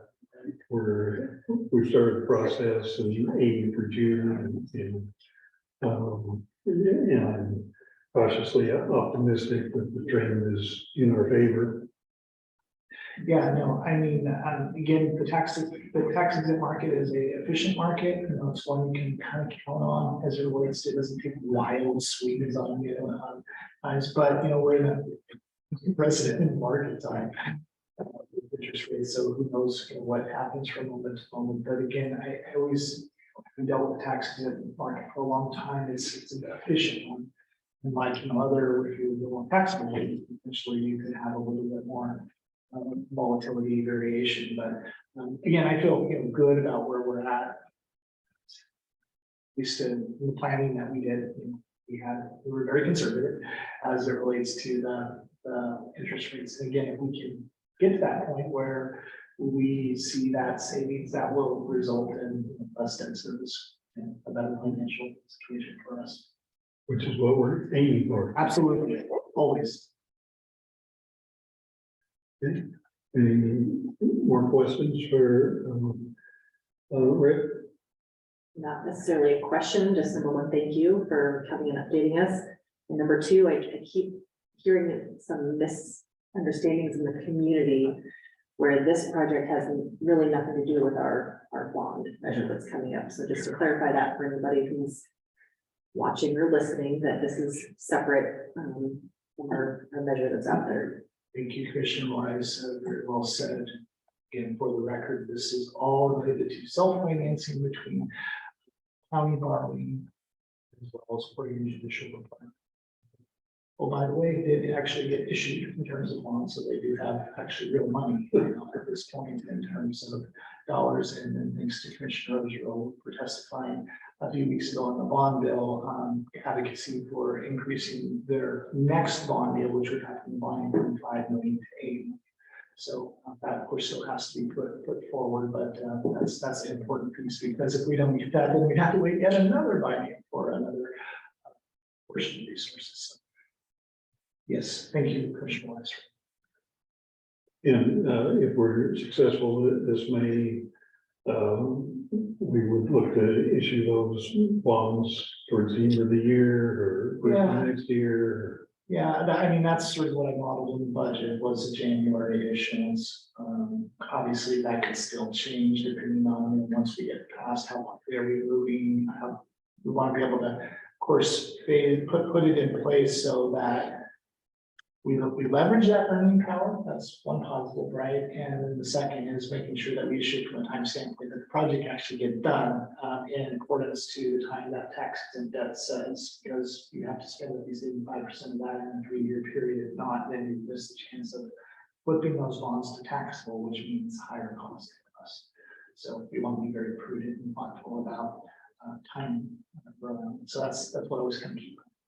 It's just okay. We can get 85% of this done in a 3-year period. Commissioner Ogeroy recently mentioned something I'm looking at too is, can you tranche that a little bit in terms of issuance and take advantage maybe a little of that earning power, and that's definitely a look at. See how we structure it. 'Cause financing is a lot of work, and I think we can't do it twice, but if you can do it all at once, it's easier. And you pay the fees on that. Exactly. Currently, what kind of spread is there between tax exempt and taxable bonds? Boy, you're testing me. I'll have to get back to you, Commissioner. I don't know off the top of my head. I don't know lately. Between the tax and taxable, usually you're talking about, it could be easily anywhere between a point and 50 basis points. It's a volatile, but I'll give that. That's a good question. I haven't looked at the taxable one either. I just haven't.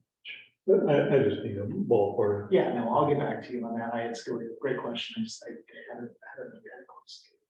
Well, I'm proud that I stumped you.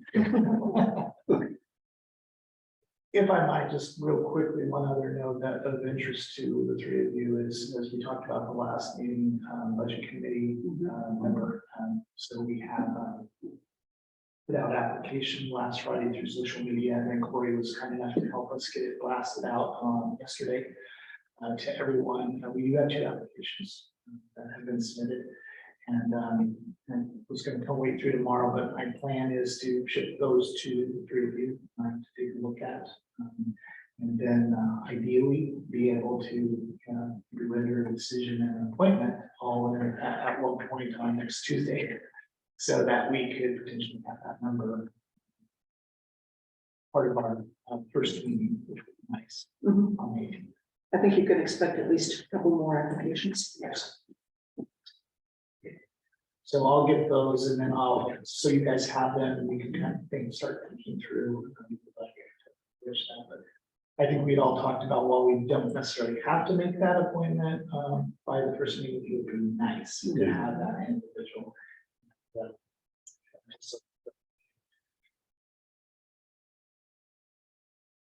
So that sounds great, and appreciate the quick turnaround. So Thanks to Corey and his staff as well, they're very helpful. any other questions for Rick? Thank you. Thank you all, and see you. Thanks, Rick. Rick, while you're here, I just want to mention one thing. Oh, And that is that at yesterday's AOC meeting, Marion County folks have started to work with Senator Wyden about potentially requesting an extension for the use of the funds, so that they could have to be fully obligated for another 2 years because of all of the construction delays and one thing and another. So they evidently Senator Wyden's response was, if you can find me a Republican co-sponsor for that, I will submit legislation.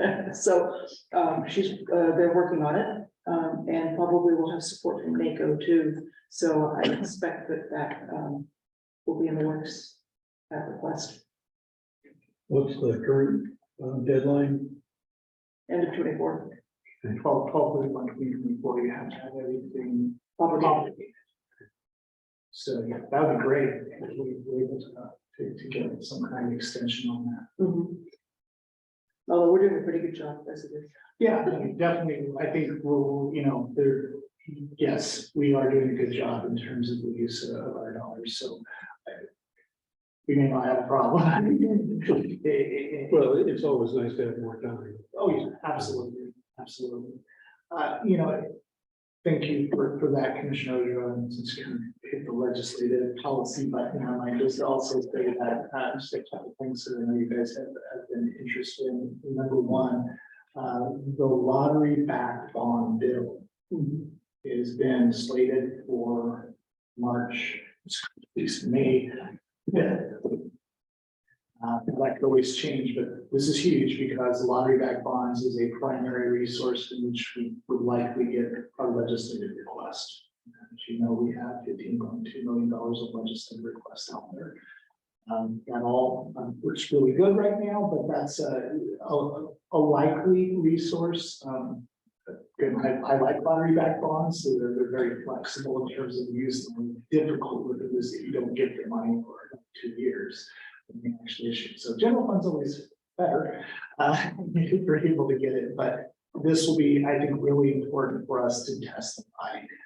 CFM has said, you know, we need to be prepared to have probably a commissioner there to speak to that on the 5th. I'll get more information in terms of the committee and together. And obviously, we have our information with our talking papers put together, so we have good information ready to go. But wanted to put that on your radar.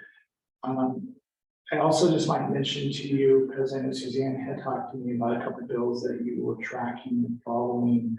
One of them that she had mentioned was House Bill 2296, which is specific to PERS retirees as it relates to their continued employment with them being a regular employee.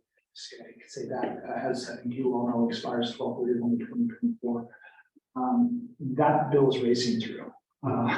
It's got huge support from public safety, law enforcement,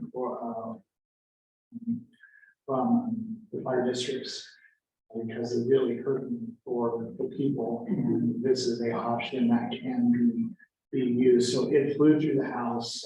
It basically had unanimous support on the House floor, and now it's in the Senate. It's already up for work session tomorrow. So it's moving quickly. One of the things, again, financially, that is very interesting listening to this is the amount of savings that it's creating from a UAL standpoint. Because the way that this particular program works with retirees is when you hire them, you don't pay their 6% pickup. So there's a savings there, and the 8% doesn't go toward the employer rate that you still pay, or the, I'm sorry, the employer, not 8%, the employer rate that you do pay as relation goes completely against the UAL. So theoretically, it reduces the amount of employer rate that, you know, when we put side accounts in, some ways it's sort of like you're building a side account. And I get to realize, I don't think anybody realized, but the magnitude that has occurred over this time period. I mean, astronomical amounts, $42 million just in portion. And keep in mind, the state actually did not participate in this until just most recently. So the state is fully coming in, you could see some significant cost savings down the road. So again, of course, everybody wants to hear that. How do you get the UAL down further? And and obviously the other issues just worse. People just, you can't find people to hire, and this is the correct way. So I want to take the opportunity, because I know Suzanne had mentioned this bill and other that you're interested in. This one just seems to be sailing. I had Zach watching very closely, and says, yeah, this thing looks pretty well greased. It hasn't needed any help. It hasn't needed any help at all. I mean, Sheriff Garrett from Washington County has been a big, obviously he carries a lot of weight in terms of his having his perspective on this. He's got fire districts and law enforcement. Which I mentioned it to the sheriff just to make sure he's aware as a potential tool. And benefit of, you know, maybe additional savings for the county. Well, it's helped us. Both of you are here. You use acronym UAL. Unfunded liability. Actuary liability. So this is basically that PERS liability that builds up, you know, that's why you pay a higher employer rates. And if you have a contribution, which typically would go towards benefits, now you're having a contribution to go back to paying that. Do you recall what the current unfunded liability of the state board is? Sorry. It's a lot. Like, Definitely a lot. It's why the rates, and you'll hear from me next week. I was just working on this in terms of, you know, our rates are still We kept them under control of site accounts, but they're still rising. And with our bonds, Yes, which are coming to a close. yes, our response comes to a close in 27 and 28. So that will be something that we will have to look at, obviously, in the future in terms of depending on where rates are.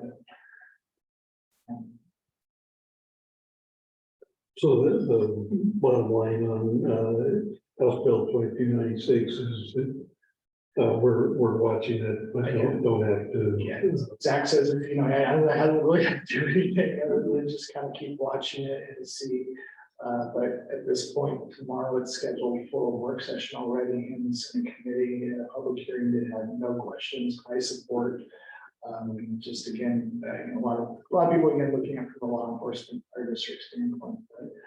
But, Well, it's nice somebody figured out the financial benefits, kind of cherry on top. But when the first director sits in front of the committee and throws out numbers like 43 million to $85 million, I mean, that is. Great, thank you. You bet. Thanks. Sorry to add on there. Thank you. And I'm glad you did. You can always have extra time when it's good news. It's good news. Yeah. Thanks. Suzanne, did you? Nothing more for me. Okay, Thank you. great. Next up is commissioner updates. Have a couple things. You want to start? Sure. I don't know if you were gonna mention this, but we did go to the ABC House fundraiser, and I thought that went well. I just want to thank our juvenile director, Matt Yellow, and his two staff that he brought. This table with us. I appreciate them coming. I wanted to share that I signed up for Corvallis Police 101. So, because I need more night meetings apparently. So I had the opportunity to go to the first section of that, which was a tour of the jail and the tour of CPD. So both things I've seen before, but it was good. And I look forward to learning more about the city side and our partners there.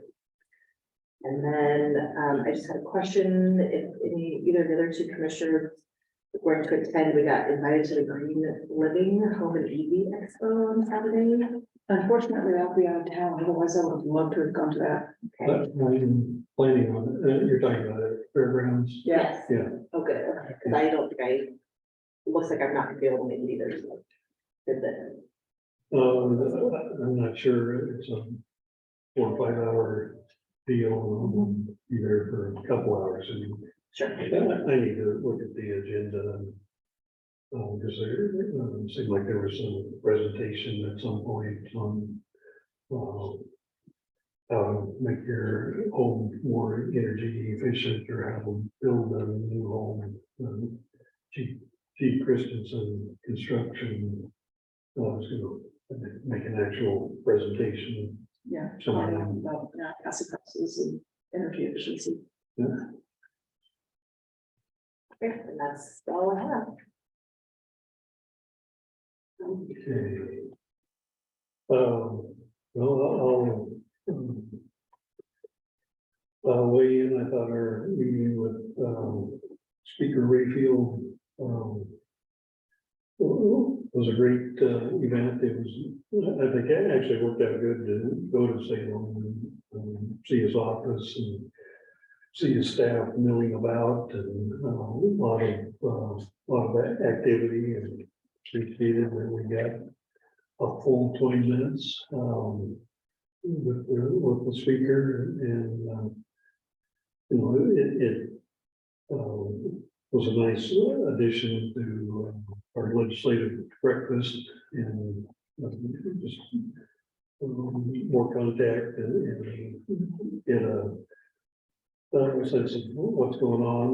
And I took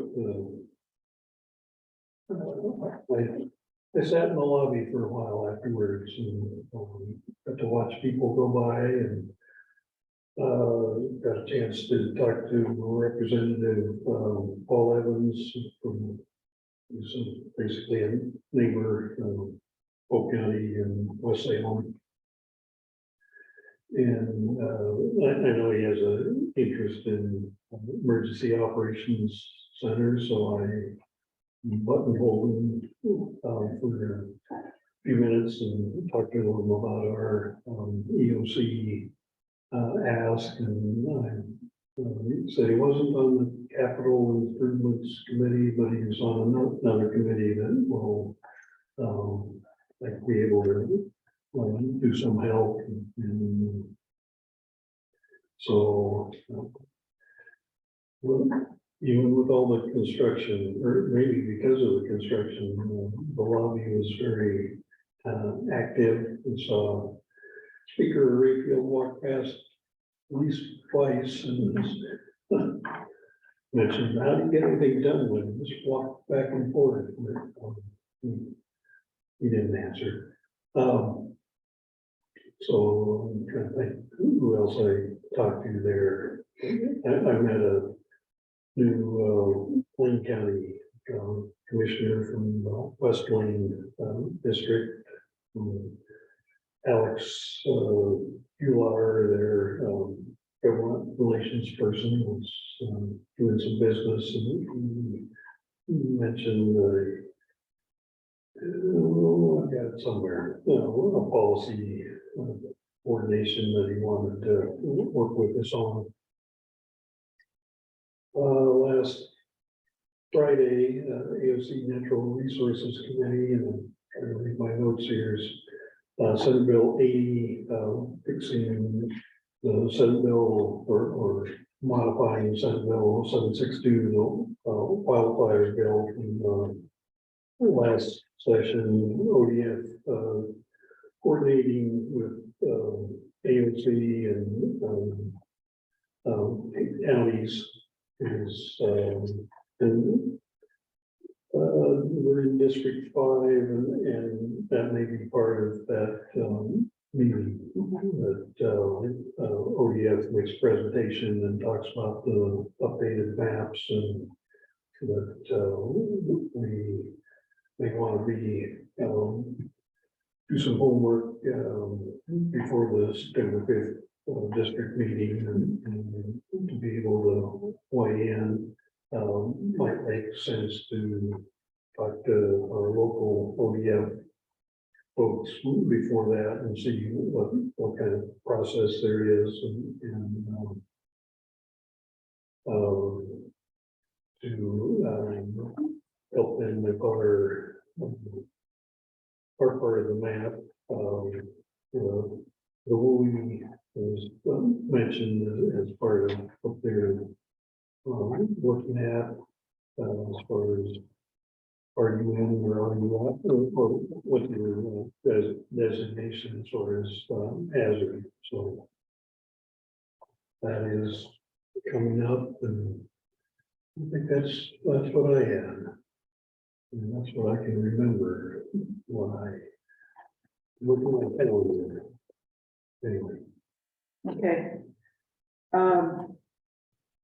Continuing on the vein of the AOC updates, just for the moment, the other item that was brought up by Danielle Bethel, as she was chairing the meeting yesterday, was that Marion County is going to be is working with Washington County on a lawsuit on aid assist. I was not aware that there was going to be litigation, but that they were going to be soliciting amici briefs, and basically an assign-on, I think.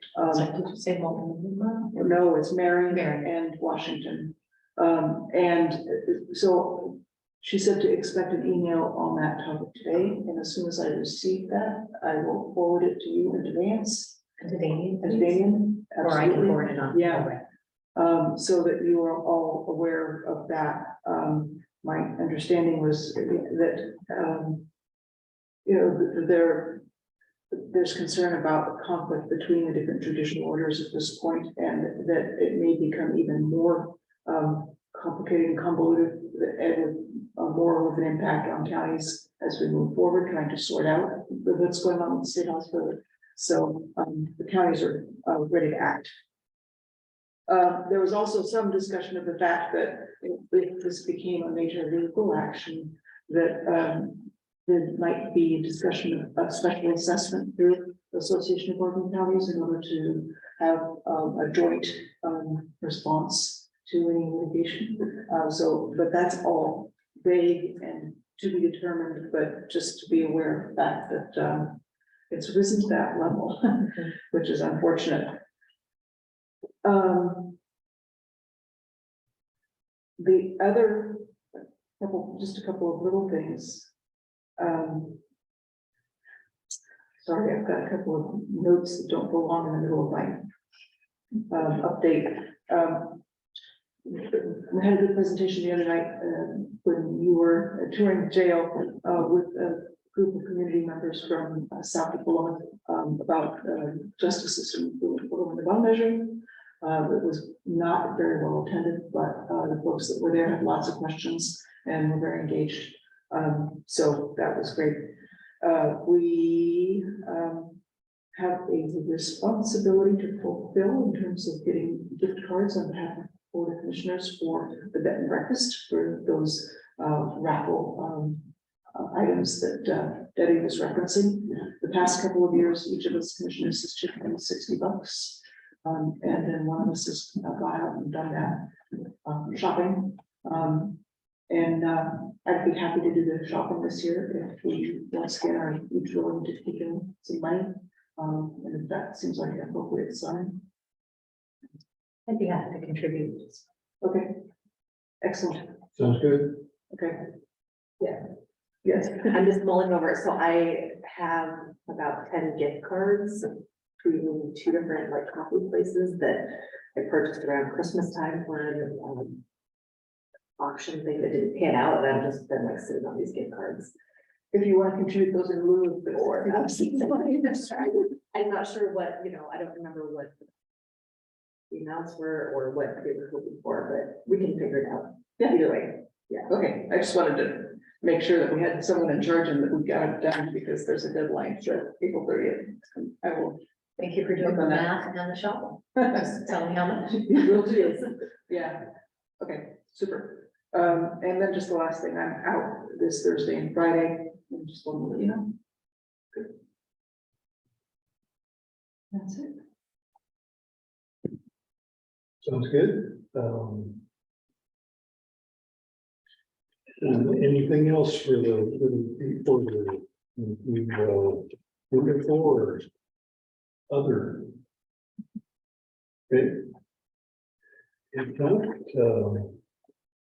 meeting adjourned before noon. We'll go to shake. On my calendar, it's at 11:30.